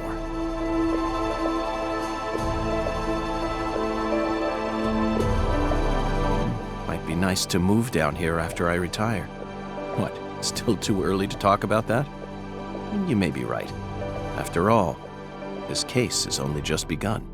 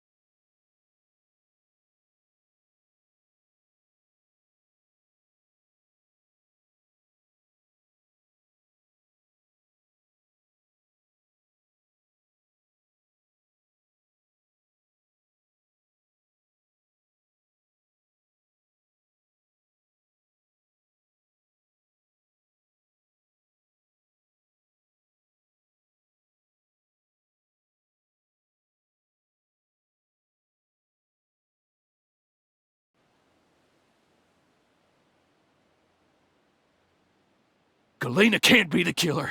They're making all this shit up.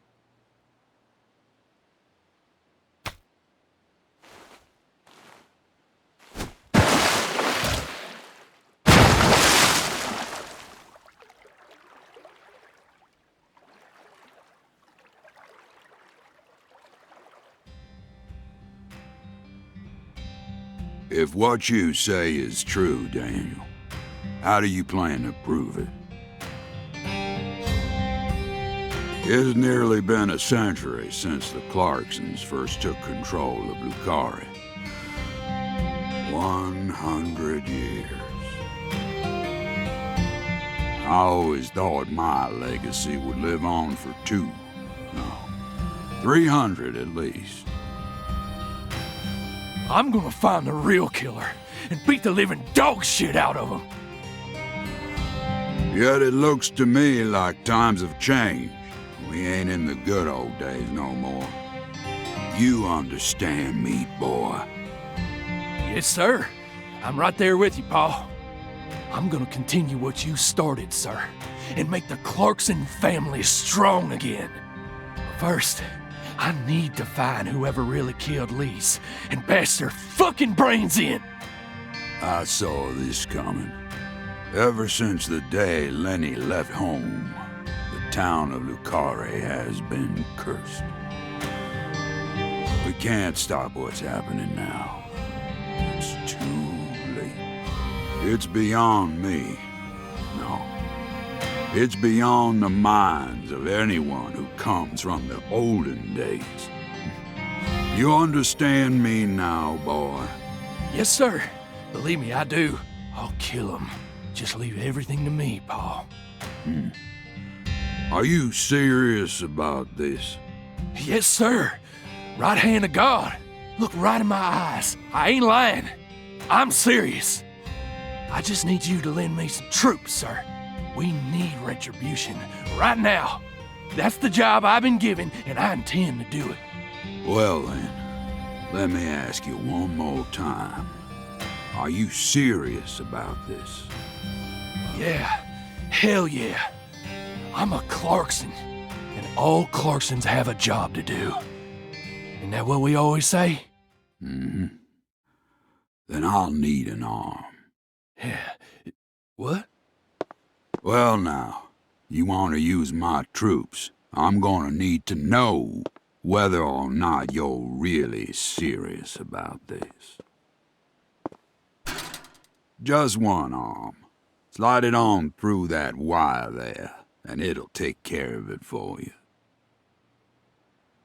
Paul, I mean, you're joking, right?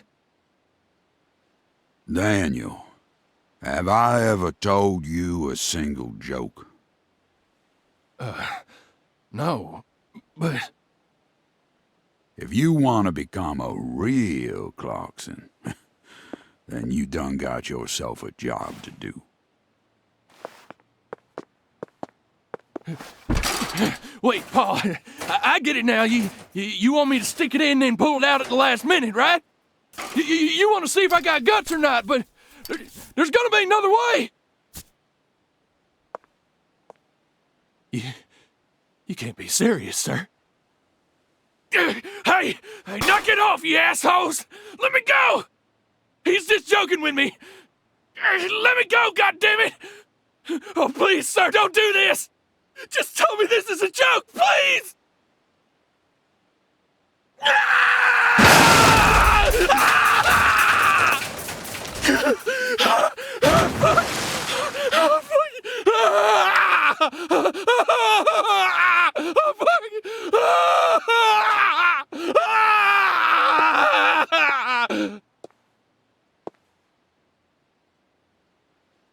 I am a Clarkson.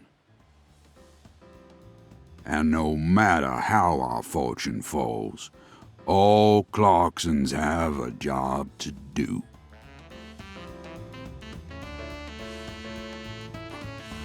That be the law of this land.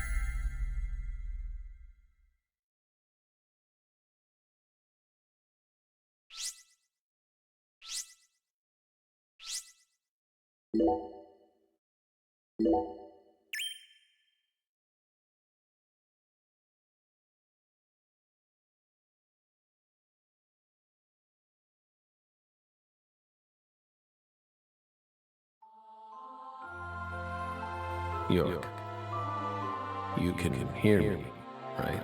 I'll be with you soon. I'm not sad. Honestly, I can't wait. It's all I think about lately. I mean, we'll be together again. We'll get to discuss movies, food again. Everyone around here has bad taste. They don't understand things the way we do. It's a shitty world filled with shitty people.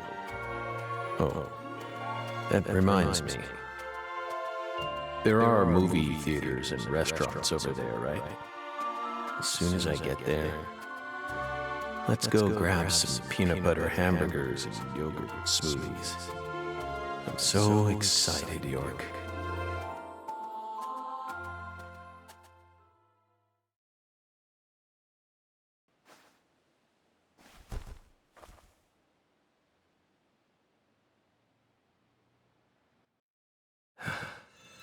Please, York, don't rush me. You just need to wait a bit longer. I still have one job left to do. I need to finish it. I have to. Or else I'd never be able to face you. Just give me a little more time, okay?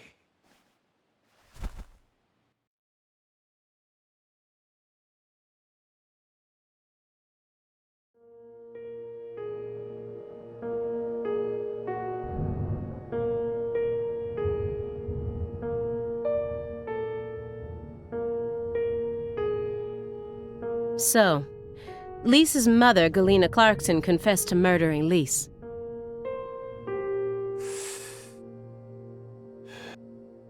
But then immediately afterwards, she went insane, so you had no choice but to detain her. What a terribly convenient story. You were the first person to find the suspect hiding at a farm on the edge of town. And you even got her to confess to the crime, right then and there. Did anyone else get a chance to hear Galena's confession?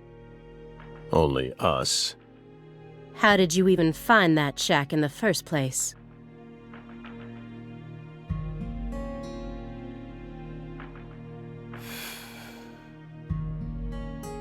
Metaphysical offender profiling. Meta what? Should I know this word?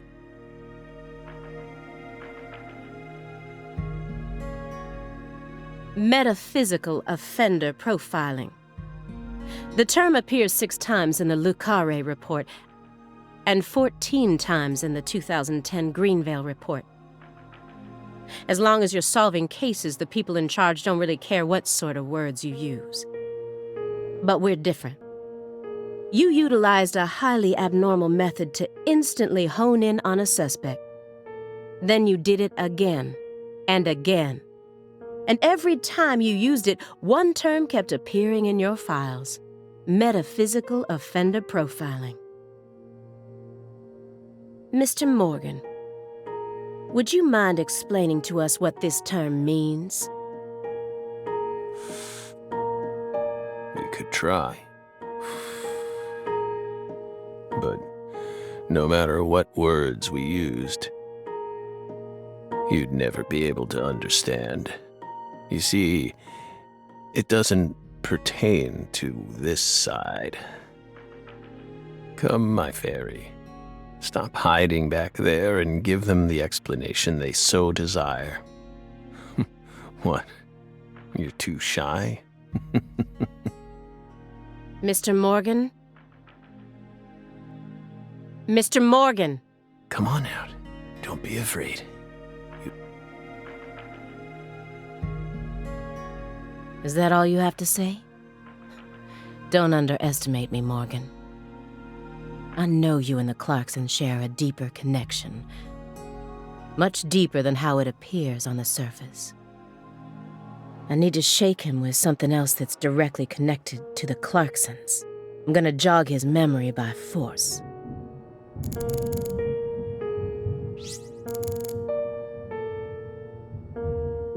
A stack of old letters. These must be the letters that he mentioned in the report. That dragonfly mark proves it.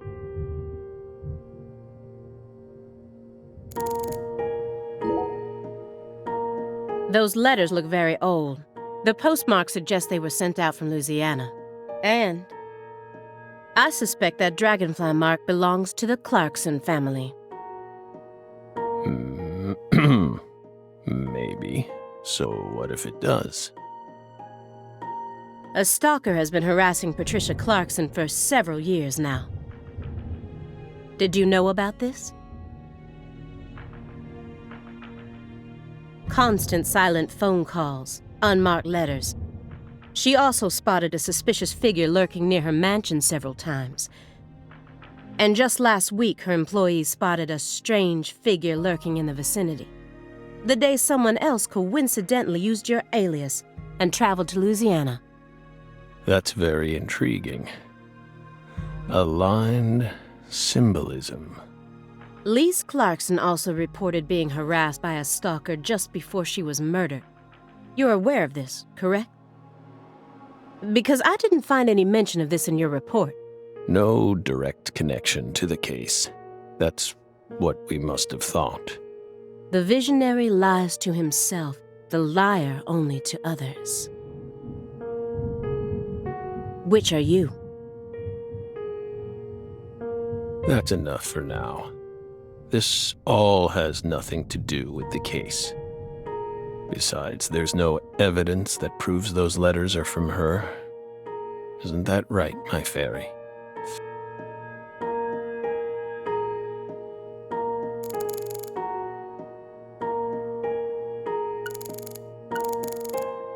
Someone stole Lisa's body and it's been missing for the past 14 years. I find it hard to believe that it was simply hidden in that cold storage warehouse the entire time. Why wasn't a more detailed investigation carried out? Mr. Morgan, according to you, at the beginning of this case, the victim's body was being stored in the warehouse on purpose. Is that the truth? They really put her body there alongside food and other perishables? It's in the report. No. The report only says it was stored using the most effective and shockingly inhuman method possible. If you can think of a better phrase, we're all ears. The report isn't wrong, you know. In fact, that might actually be the most accurate way of describing it. It's precise, and it's also kinda poetic, you know?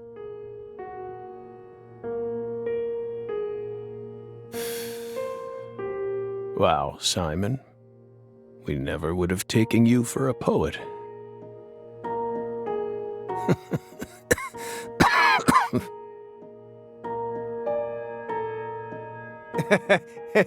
Right?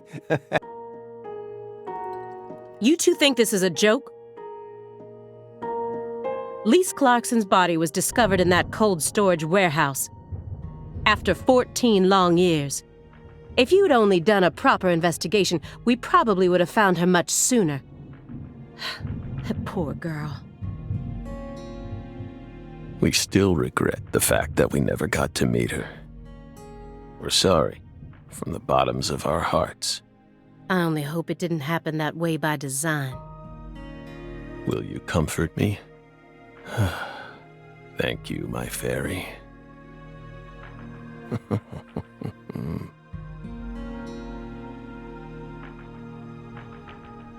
I knew it wouldn't go that easily. Maybe I should try asking my questions in a different way. I could use Agent Jones here.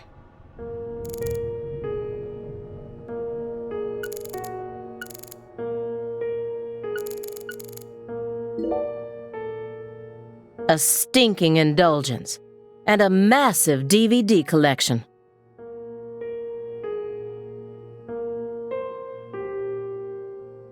You must live a very comfortable life.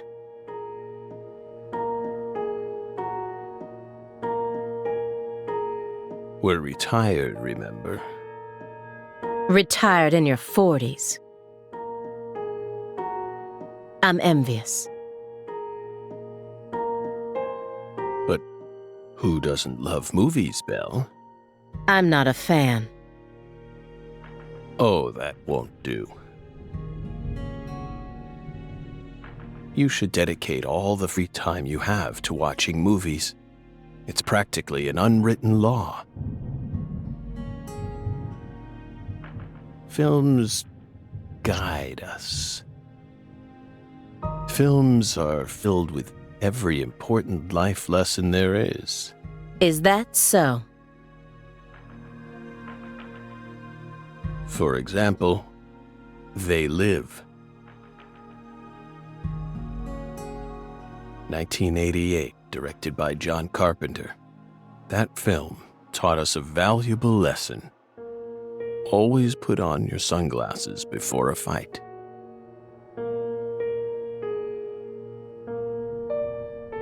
You know, you've got a point. Movies teach us about everything we need to know. I learned about the right way to eat frozen pizza from Cobra. It's one of Stallone's best films. Before that, I wouldn't be caught dead trying to eat frozen pizza. I thought it wasn't fit for human consumption.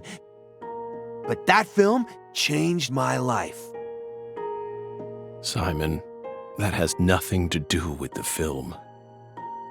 You're just talking about pizza.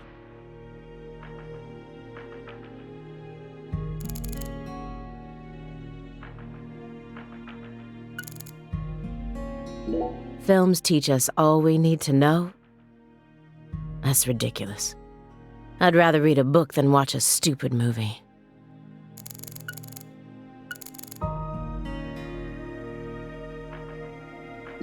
That's the window that faces the street out front. I can tell just from the layout of his furniture. Now I'm surrounded by everything I couldn't see out there. This is a nice building. Layout isn't bad either. Whew. Must be rather expensive to rent a place like this in Boston. How many other rooms are there in this apartment? That room over there your bedroom? Huh. Why so curious, Belle? It almost sounds as if you're seeing this place for the first time. Aside from the hardware shop on the first floor, every apartment in this building has the exact same layout. We're well aware that you studied the layout of this apartment before you came to see us. There's no need to act so roundabout. Just be honest. Say it. I want to see your bedroom. Well then? Doesn't mean we'll let you see it, though.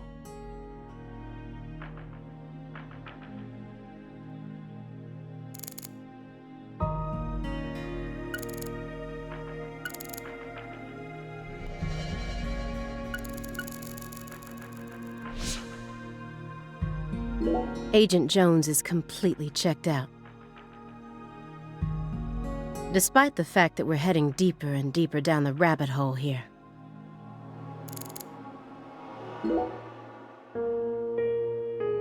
Agent Jones! Are you paying attention? Or do you intend to waste Mr. Morgan's precious time? No. Sorry. I'm just a little tired. I'm listening. Take your hand out of your pocket. Didn't they teach you any manners at Quantico? Oh, right. Guess they slipped my mind. My bad. I'm actually kinda nervous. I'm not used to this sort of thing. Data analysis is my specialty, you know. I'm sure I'd be able to calm down a bit if I had some pizza, though.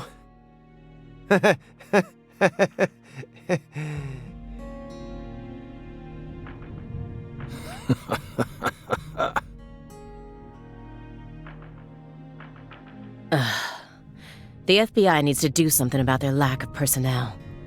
I'll have to ask the questions myself. But how should I start? Maybe I should look back over the files and calmly reassess the situation. An elegant antique lighting fixture. And most of his other furniture is of the same quality. Why is his room such a mess then? This is why instead of calling him a dangerous person, they've labeled him a high-functioning sociopath.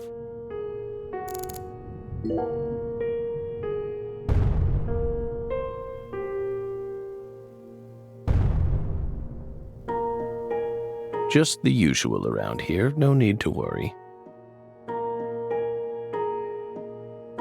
The usual? Yes. A strange person lives upstairs. Every now and then, he makes noise. What's strange about him? Several years ago, a woman was murdered upstairs. Her husband still lives there. Yikes. He's ex-BPD, and apparently he's still searching for the killer. But it seems like they cut all support for the investigation due to decreased funding. The team on the case wanted to keep working on it, but the suits wouldn't hear of it. A tale as old as time. Due to his situation, perhaps. He's been making a lot more noise recently, like you just heard. You never noticed anything, Agent Jones.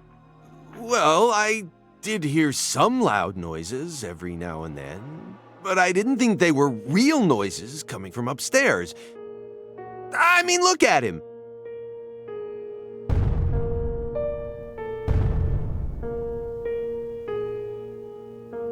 It's not like he's reacting to the noise. He always just went about his business as usual for all the years I've watched him. So I just figured it was coming from the TV. You really amaze me sometimes.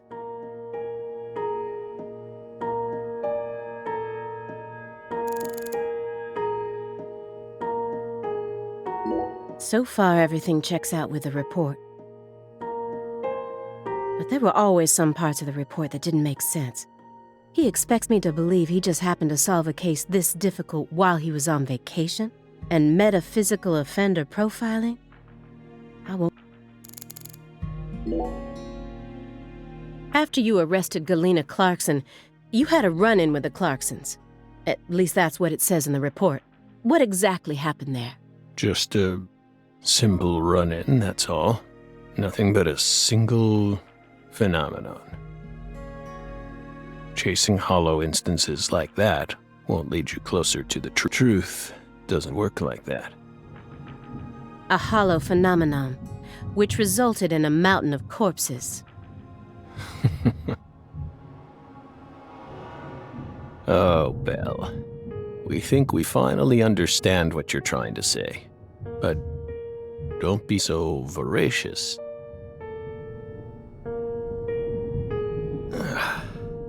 How about another cup of coffee? We've still got a long way to go, you know.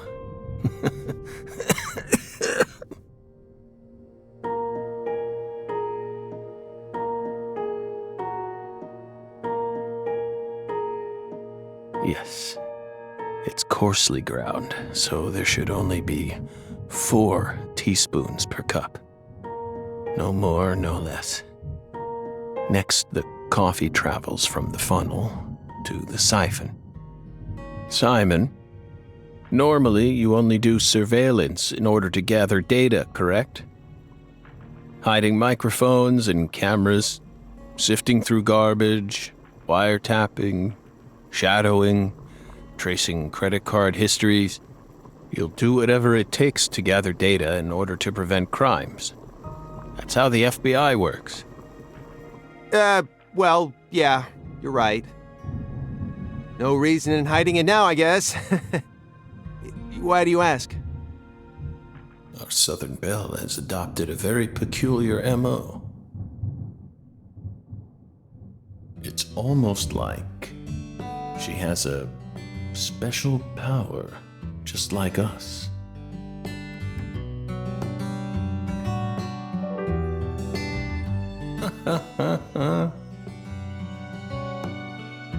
You've been watching us this entire time, haven't you, Belle? From that window. I don't need to answer that question.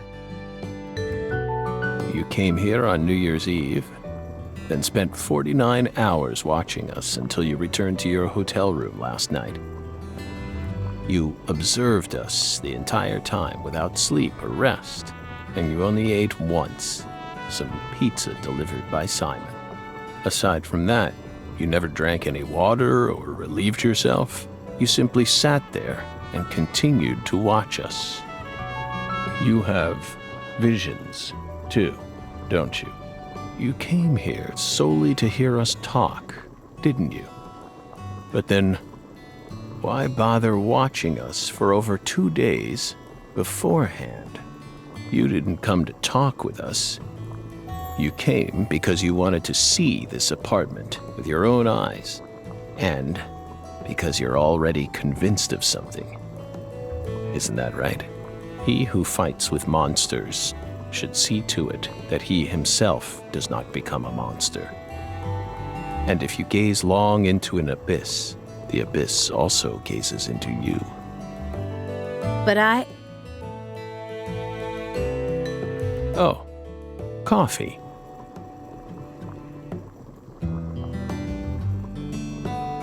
Thank you, my fairy. If you hadn't been paying attention, this coffee would have all gone to waste. The pus in our brains, it really has a way of interfering with our lives. Didn't remember. She came along. Coffee. Yes, coffee.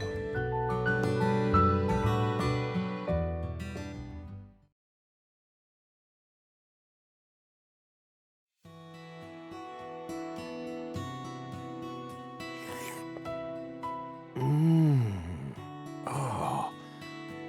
What the Christ? This is friggin' delicious. I thought I was gonna shit myself for a second there.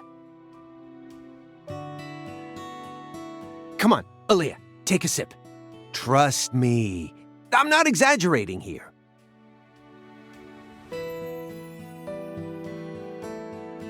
I don't believe it.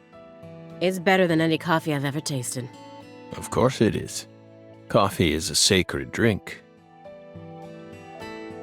Coffee saved us. If not for its oracle, we would be on the other side right now. So I never forget to pay my respects to coffee, especially at critical moments like this.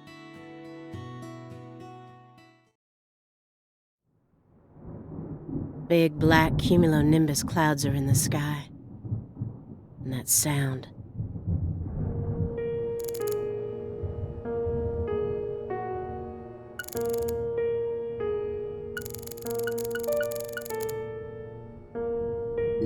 Does Agent Jones need pizza in order to calm down? Why does he hate being out in the field so much?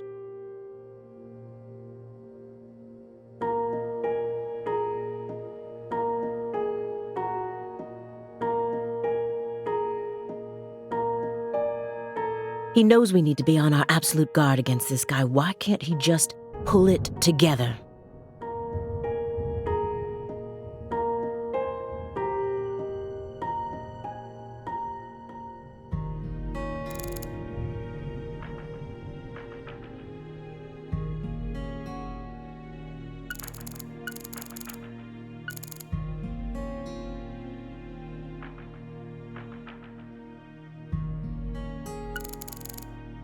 If he actually had a hand in this, it would explain why Lisa's body was left frozen for all that time.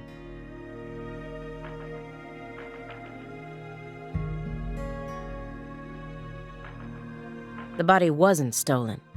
It wasn't that he couldn't find it. He just left it there.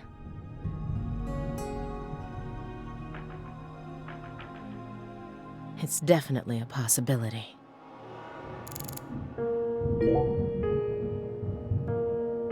Come on, don't glare at me like that, Aaliyah. I told you, I'm out of my element here, remember? This isn't the time or the place. Well, yeah, I know. I'm just really nervous. I mean, Morgan's a legend. And now he's right in front of us, and things are all tense. I'm sure it'd give any normal agent a stomachache.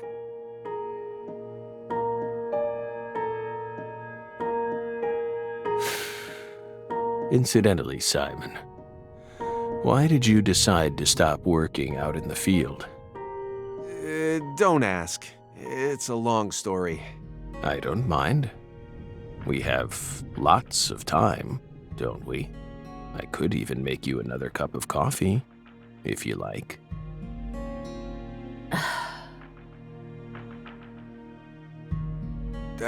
Fine then. I'll try to make it brief. See, I used to work out in the field. Even had my own partner. But we had a little rivalry that sorta ruined our relationship. It was over a woman, of course. You know how it goes. We fell in love with the same girl. At the same workplace, too.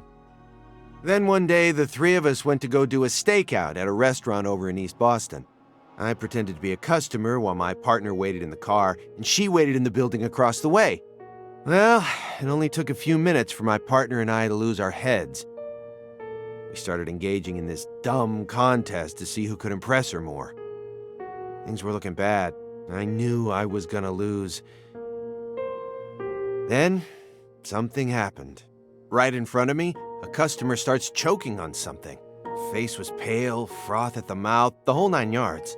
I got up at once, but my partner stopped me. didn't want us to blow our cover. So what did I do? I ignored him and helped the guy anyway. I couldn't stand by and watch that. Next thing I knew, I was a hero. The guy survived, the restaurant thanked me, and I'd even managed to win the heart of you-know-who. It felt pretty good, you know, one-upping my partner right in front of his very eyes. But that was the beginning of the end. A few days later, she and I went to go get some bubble tea at a cafe in Brookline. And a man comes up to me and said, "I'm here to thank you on behalf of the person you saved in that restaurant." Feeling a bit cocky, I said, "All in a day's work, my good man," and tried to brush him away. But he held out an envelope to me and said, "My client broke 3 ribs thanks to the unnecessary Heimlich maneuver you administered to him."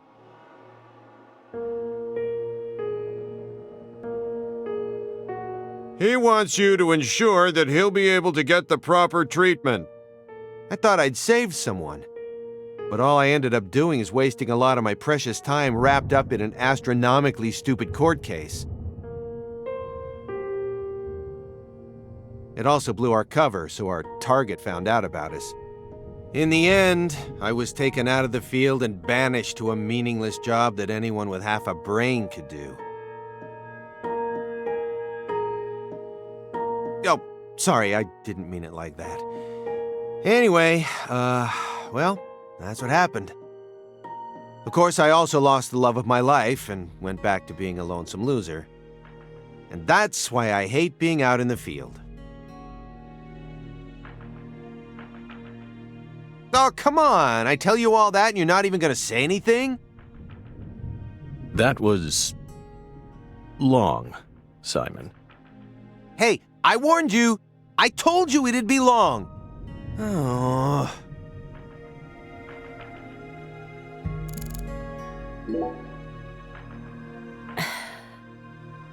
Agent Jones, I'm sorry for not responding to your story. It was just so bizarre. I wasn't sure what to say. Sorry that the greatest trauma of my life ended up being too bizarre for you. Well, what do you expect? All you ever talk about is pizza or hitting on women. Honestly, it offended me. I felt like I was listening to a teenage boy tell some misogynistic conquest story. Whoa, Aaliyah, hold on a minute here. Despite how I may seem to you, I am actually pretty popular with the ladies.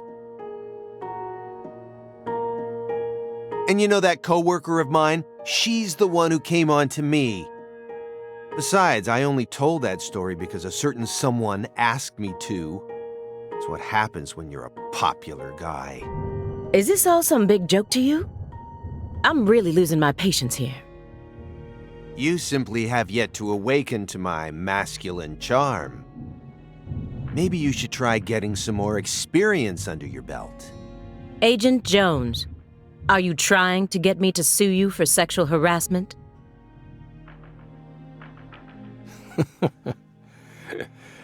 He's digging his own grave, isn't he, my fairy? Aw, come on, Morgan, not you too. I'm sure a guy like you can tell why women might find me attractive. What's that supposed to mean? I just mean, you know, imagine it for a minute.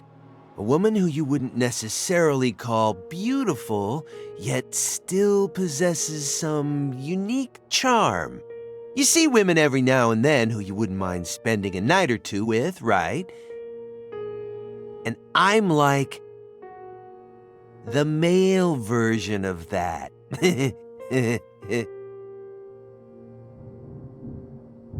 Come on, you know what I mean.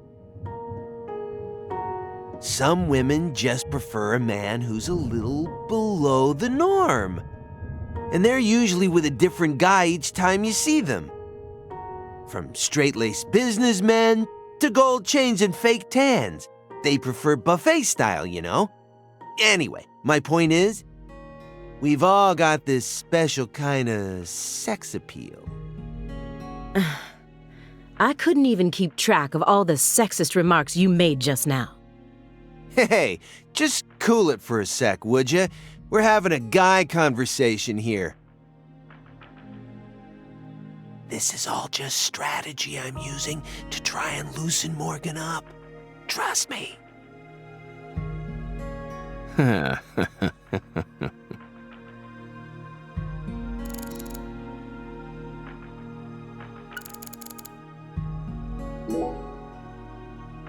Why would an agent as skilled as you close the Lise Clarkson case without locating her body? Good question. Maybe we just weren't as skilled as you think back then.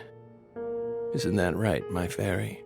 You reported the body as being stolen. Was that truly the case? Meaning? Meaning there's a possibility that the body wasn't stolen, but purposefully moved instead. Maybe someone ordered someone else to get rid of the body, or even store it in a specific place. But who? And for what purpose? In order to use the body for something else. You never considered that? Perhaps there's some connection between the frozen body and the fact that Sang Rouge is still being produced. Hey, Aaliyah, how about explaining yourself clearly so that even I can follow along? Someone extracted the ingredients to Sang Rouge from Lise Clarkson's body. That's what you're trying to say, isn't it, Belle? So that they could go on producing the inimitable drug without Professor R. What?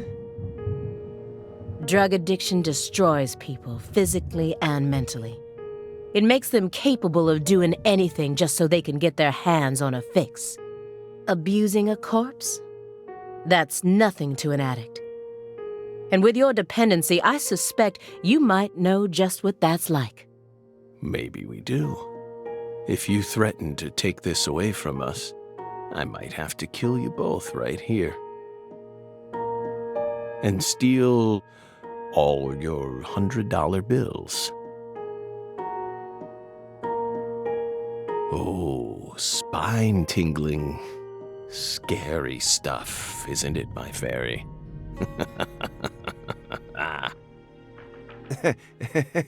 You sure got a twisted sense of humor there, Morgan.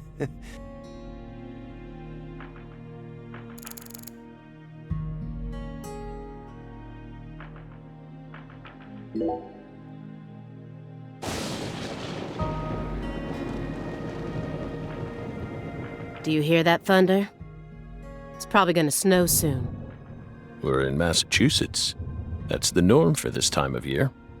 Well, I'm not used to the cold. If possible, I'd like to finish this up before we get stuck in a snowstorm. Agent Jones, after we're done here, Agent Jones, is something the matter? Snap out of it.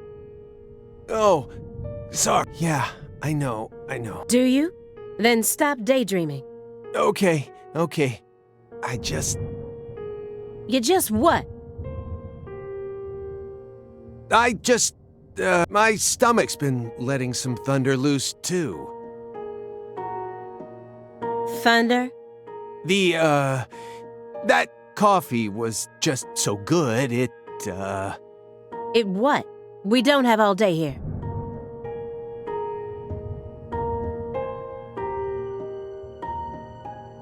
The coffee was just so good, it, summoned forth a massive tsunami from within me. Excuse me? What is wrong with you? Now is really not the time for this. Right door at the end of the hallway. Thanks, pal. Hold on. You can make it. We can do this. It's not very far.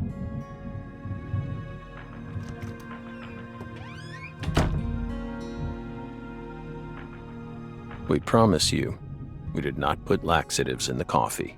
Coffee is a sacred drink, remember? Motherfucker.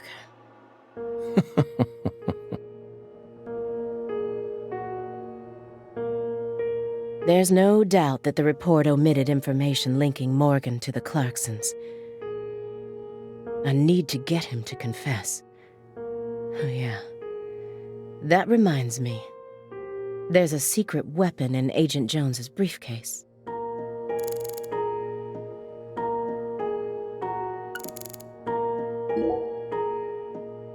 Mr. Morgan, I heard that you were always a smoker.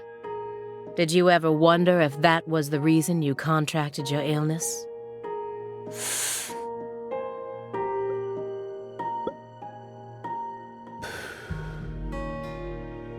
Nothing. I'm just personally curious about it. Sometimes, people die in car accidents, regardless of how well they take care of their health. Other times, they slip on their bathroom floors and crack open their heads. Isn't that right, my fairy? I'm not concerned with statistics. I'm just curious about you, right here, right now. We switched over from nicotine to this. It's less addictive. That's one step in the right direction, isn't it? Perhaps. If we're talking about withdrawal symptoms or physical dependencies. But it still seems like you're smoking too much at once. Honestly, it looks to me like you have a mental dependency. Maybe. But so what if we do? Surely you know about gateway drugs, yes? When a person starts to use one drug, it becomes much easier for them to branch out and try other drugs as well. The first drug acts as the gateway that leads them to stronger substances. Oh, are you trying to say that's going to happen to us? No. I'm simply saying there's a possibility.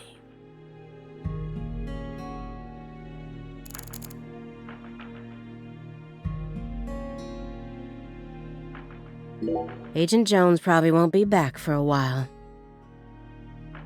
Actually, now might be my opportunity to make some real progress.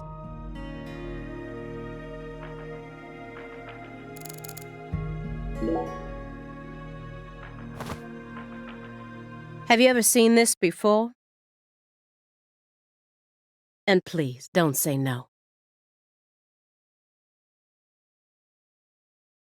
Sang Rouge. The drug we once chased. What about it? Sang Rouge is still circulating.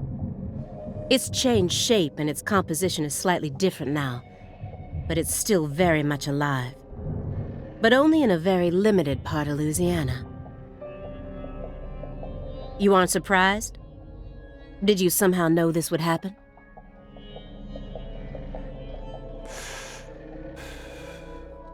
Copies of another drug being circulated isn't exactly a rare case. But Sang Rouge is special.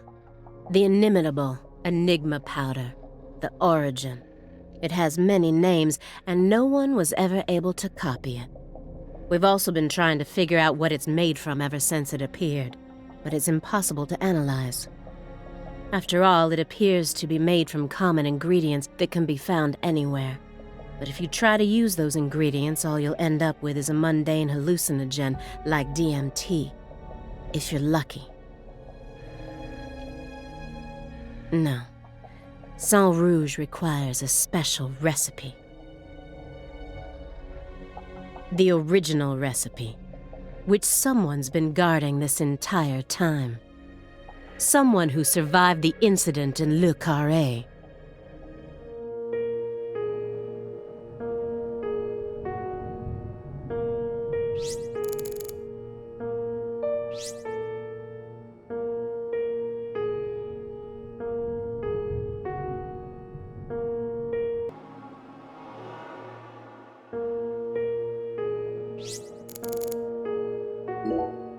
Immediately after they found Lisa's body, I went to go see Patricia. In order to interrogate her, of course. So you told us. But I was unable to meet with her. She refused to speak with you, didn't she? That's so like her. No, she didn't get the chance to. You see, she's gone missing.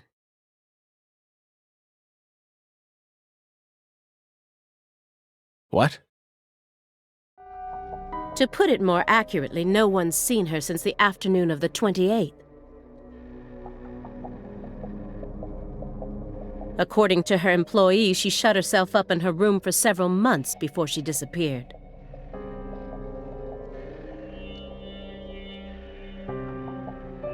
But since that sort of thing happened often, they didn't think anything of it. On the morning of New Year's Eve, they noticed her window was open, and when they went up to check on her, she was gone. But no one knows how long her window had been open for. This is just my hypothesis, but on December 28th, a strange man visited Le Carré and was spotted near her mansion. That man must have found some way to lure Patricia into his car, the '89 Cadillac that he bought used. Then, the two of them drove north to Trenton, where they boarded a train to Boston. They would have arrived here around midnight on the 29th, or perhaps early morning on the 30th. I believe this man is the same Billy Bishop whose name was previously recorded by the airline. So, what do you think of my guess? I'd love to hear your opinion as a former FBI special agent. Now we get it. We aren't persons of interest. We're the suspects. But what about our alibi? What alibi? I've had enough of your bullshit. You expect me to believe you haven't taken a single step out of this room? That Agent Jones is your witness? Surveillance cameras can easily be tampered with, especially by someone like you, who knows all about how the FBI works. You're possessed by death. Go and take a look at your own face in the mirror. You look like the Grim Reaper. After you visited both Le Carré and Greenvale, you left a mountain of corpses in your wake. You can make all the excuses you want. I'm immune to them. Right here, right now, I want to know everything. You tell me the truth. Yes! You're good, Belle. Damn good. You're brimming with potential. Don't you think she's the perfect partner for our last dance? What do you say, my fairy? Don't you agree? She's good. So good. What do you want to know? We've got nothing to hide. Go on. Question us. This is how it's got to be. Doesn't this remind you of something? You know what I mean, my fairy.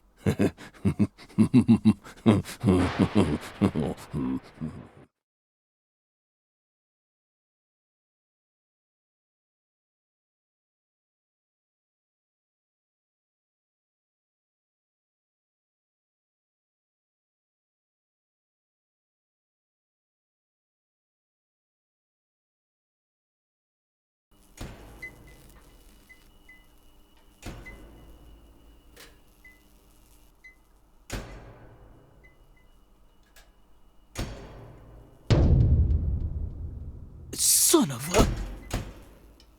How did this happen in my town? God damn it!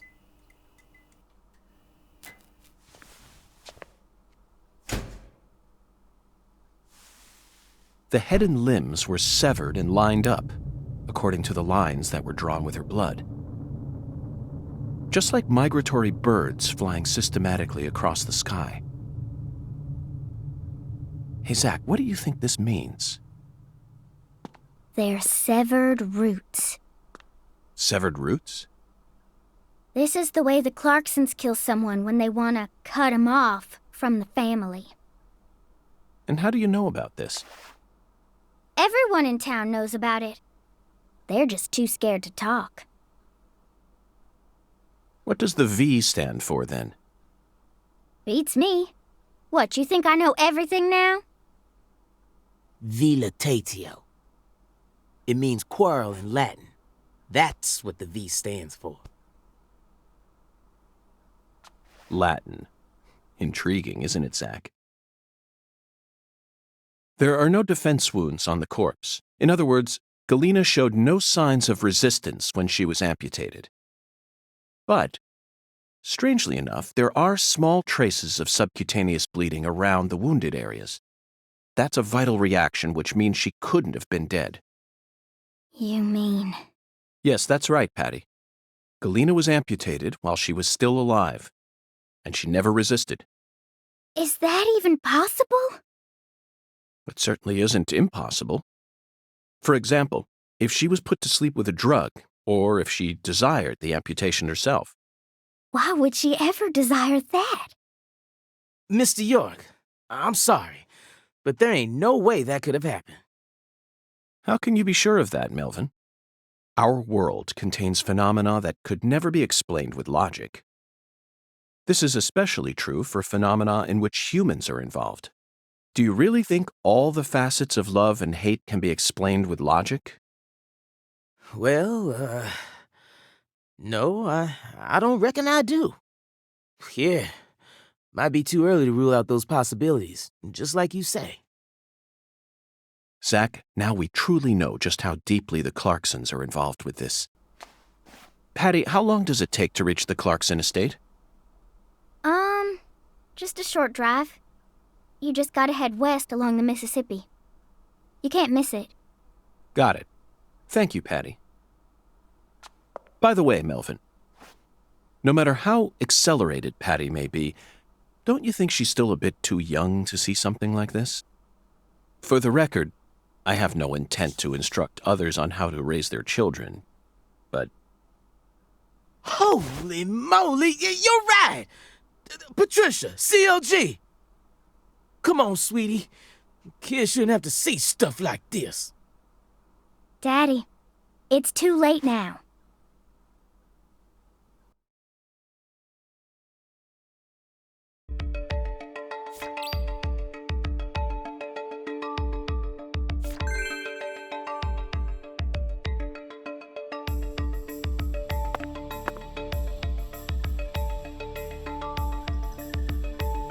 You sure you okay, CLG? I'm fine. Besides, I'm used to seeing stuff like that on CSI. You're the one who looks pale, Daddy. Well, it did shake me up a little, but I'll be back to normal in no time. Sorry about that, Mr. York.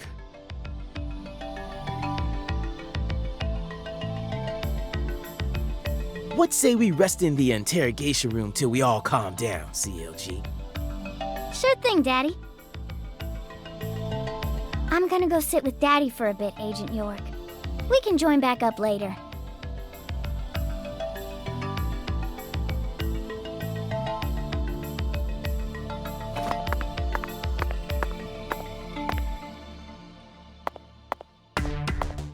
Galena killed her daughter, so her family cut ties with her.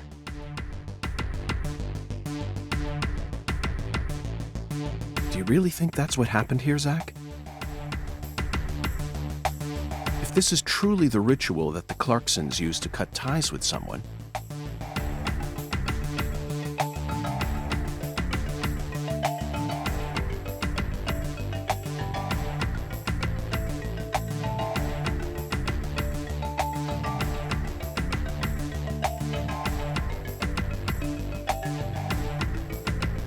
why would they go out of their way to do it here, in a holding cell?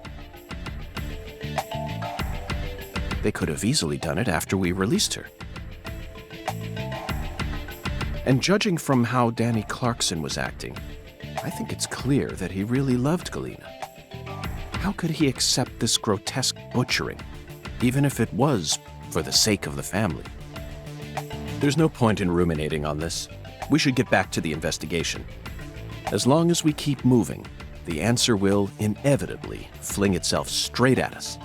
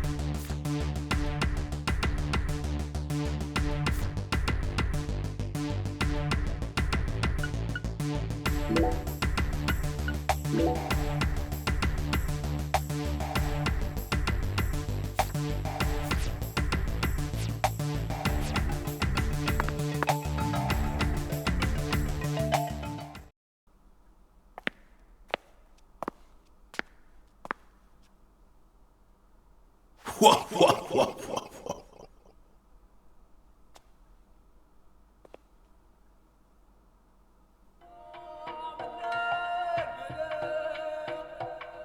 found the flying serpent. But now, the flying serpent will come to find you. Yeah, that sounds right. And it looks like this flying serpent is a venomous one. Some become feasts, while others are eaten alive. Which fate would you prefer? Both sound marvelous, but let me check with Zach. A fine answer.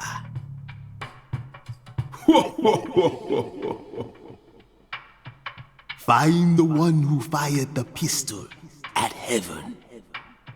Within the white hall of beds, brandish the ticket to the goddess. And once again, you will see the other world. Do you comprehend the oracle? Zach, it looks like he's hell-bent on leading us back into that other world. Follow the oracle. Oh, I will, Hungan. There are only two types of things in our world. Things that should be resisted and things that should be accepted. And I believe this oracle is something to accept.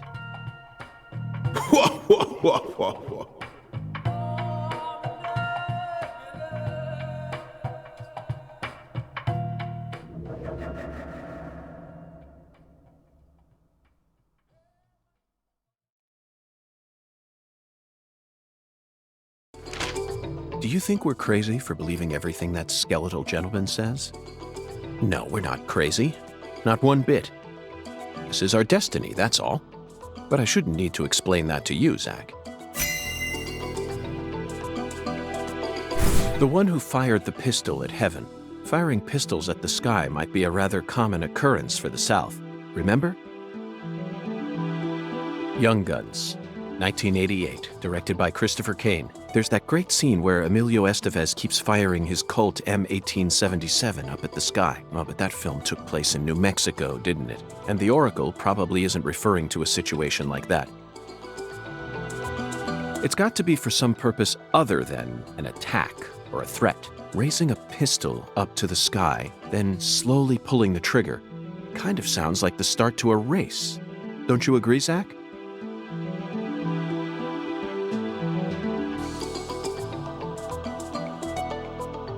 Bingo, Zach. We're currently running a race here. And the one who started this murder investigation is indeed the one who fired the pistol at heaven. In other words, the person who first discovered the body. According to the files, Lisa's body was discovered by Chuck Thompson, a crawfish farmer. He apparently works out of a fishing hut located in the marshes south of the bayou. Let's go pay him a visit. Who knows? We might even get to see some crawfish. What? Why isn't the murderer the one who started this race? Zach, this isn't like you. Of course the murderer isn't the one who started the race. The murderer's running it. They're currently in first place, and they're breaking all the rules. Any more objections, Zach?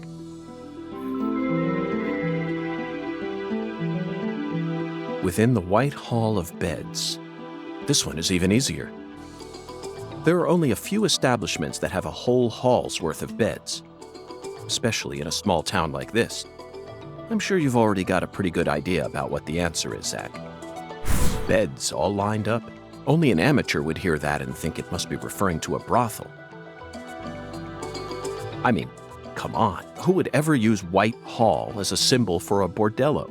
No, a white house refers to the same place no matter what country you're in. Disinfectant, jars of medicine, and white smocks. That's right. It's a place where people dress in all white, and this town doesn't have any labs in it, which means there can only be one answer. You never disappoint me, Zach. It's a medical facility. They invite their patients into rooms full of beds, where they're tended to by doctors and nurses clad in white. It's definitely a Whitehall, where you always manage to impress me with your intuition. I'm really counting on you here, Zach, and I know I'll always be able to.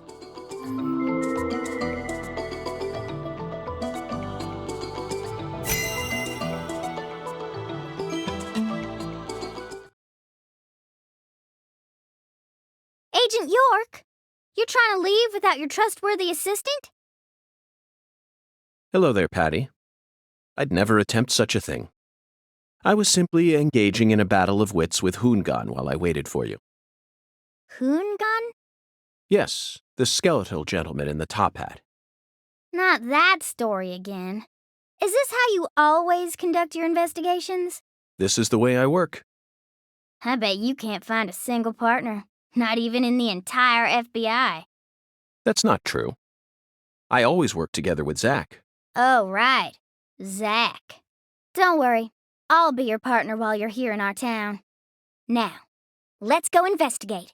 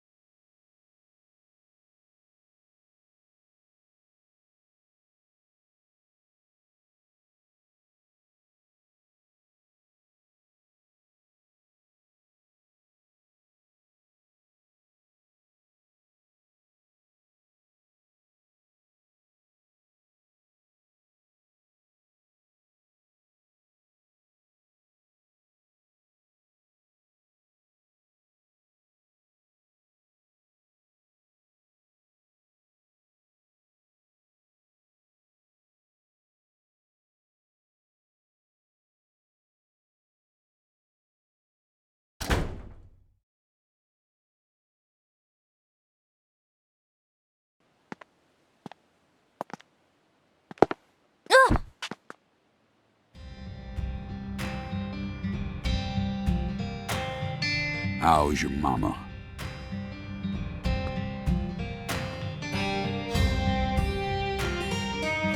So, you're that hotshot FBI agent I keep hearing about. And who might you be?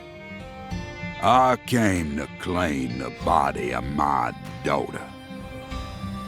My daughter, who was murdered in a holding cell after you detained her yesterday.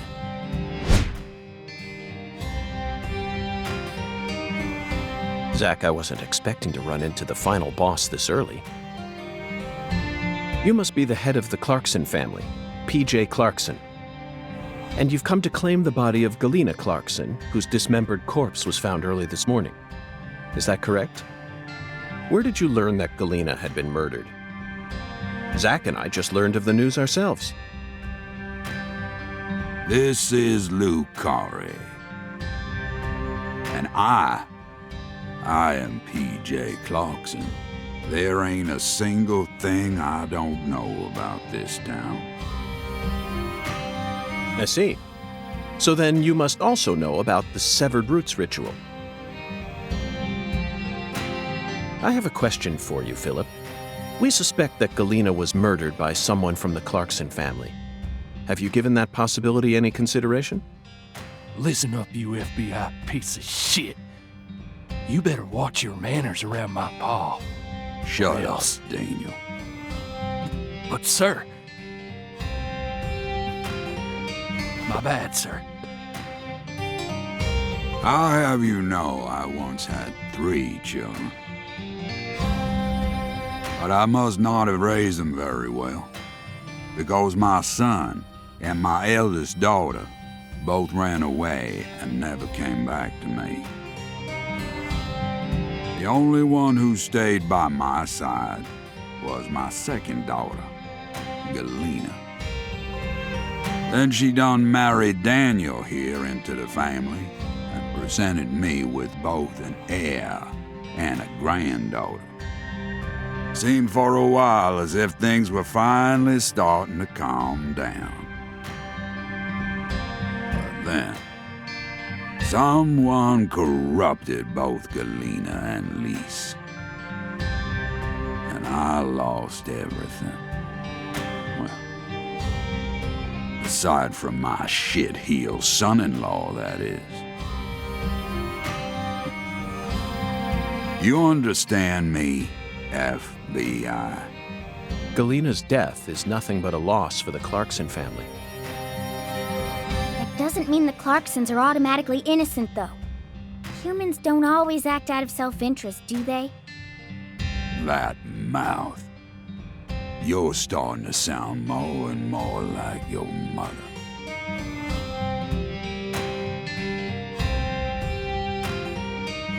We're leaving, Daniel. What? But my treasure...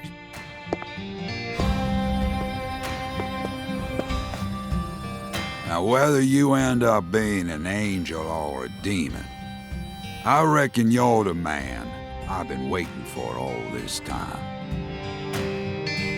Once you finish that autopsy, and we're clear to take her home, I want you to give me a call. They're phenomenal, Patty. So perfectly rural.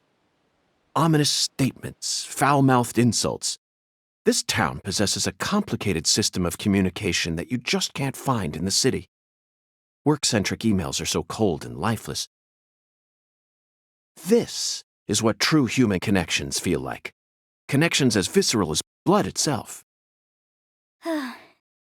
So, Agent York, what's next on your agenda?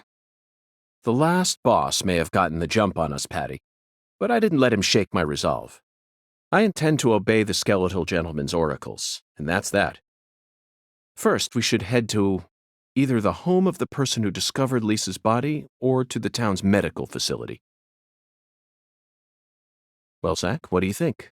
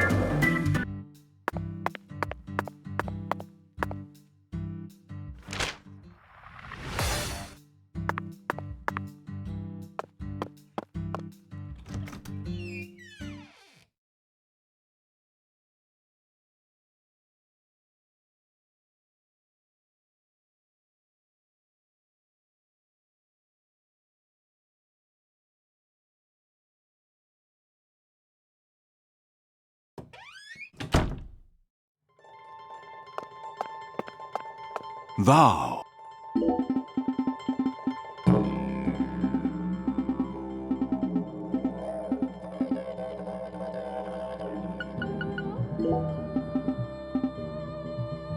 Thou. Verily.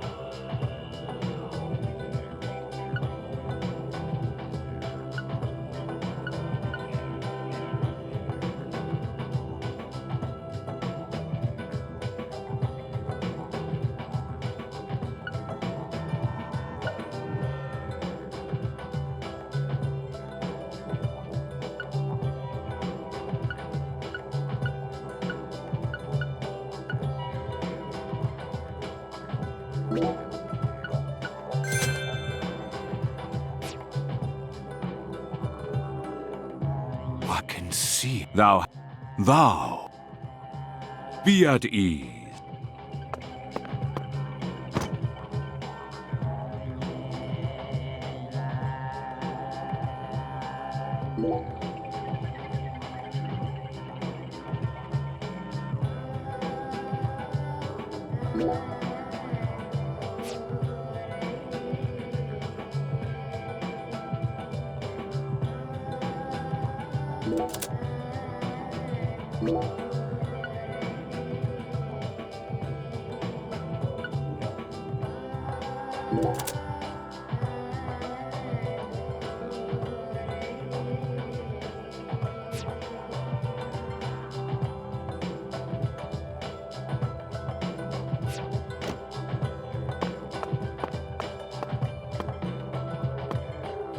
Thou art.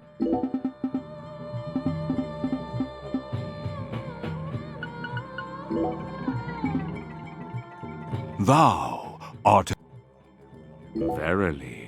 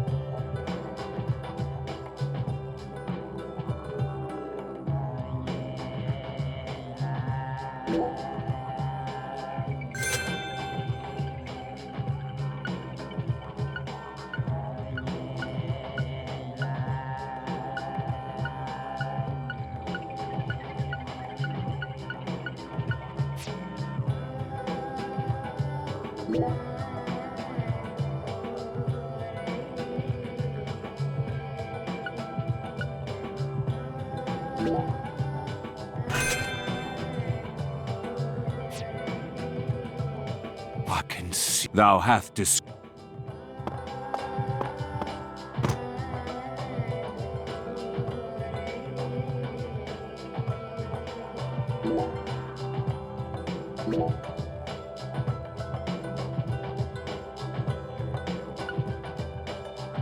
you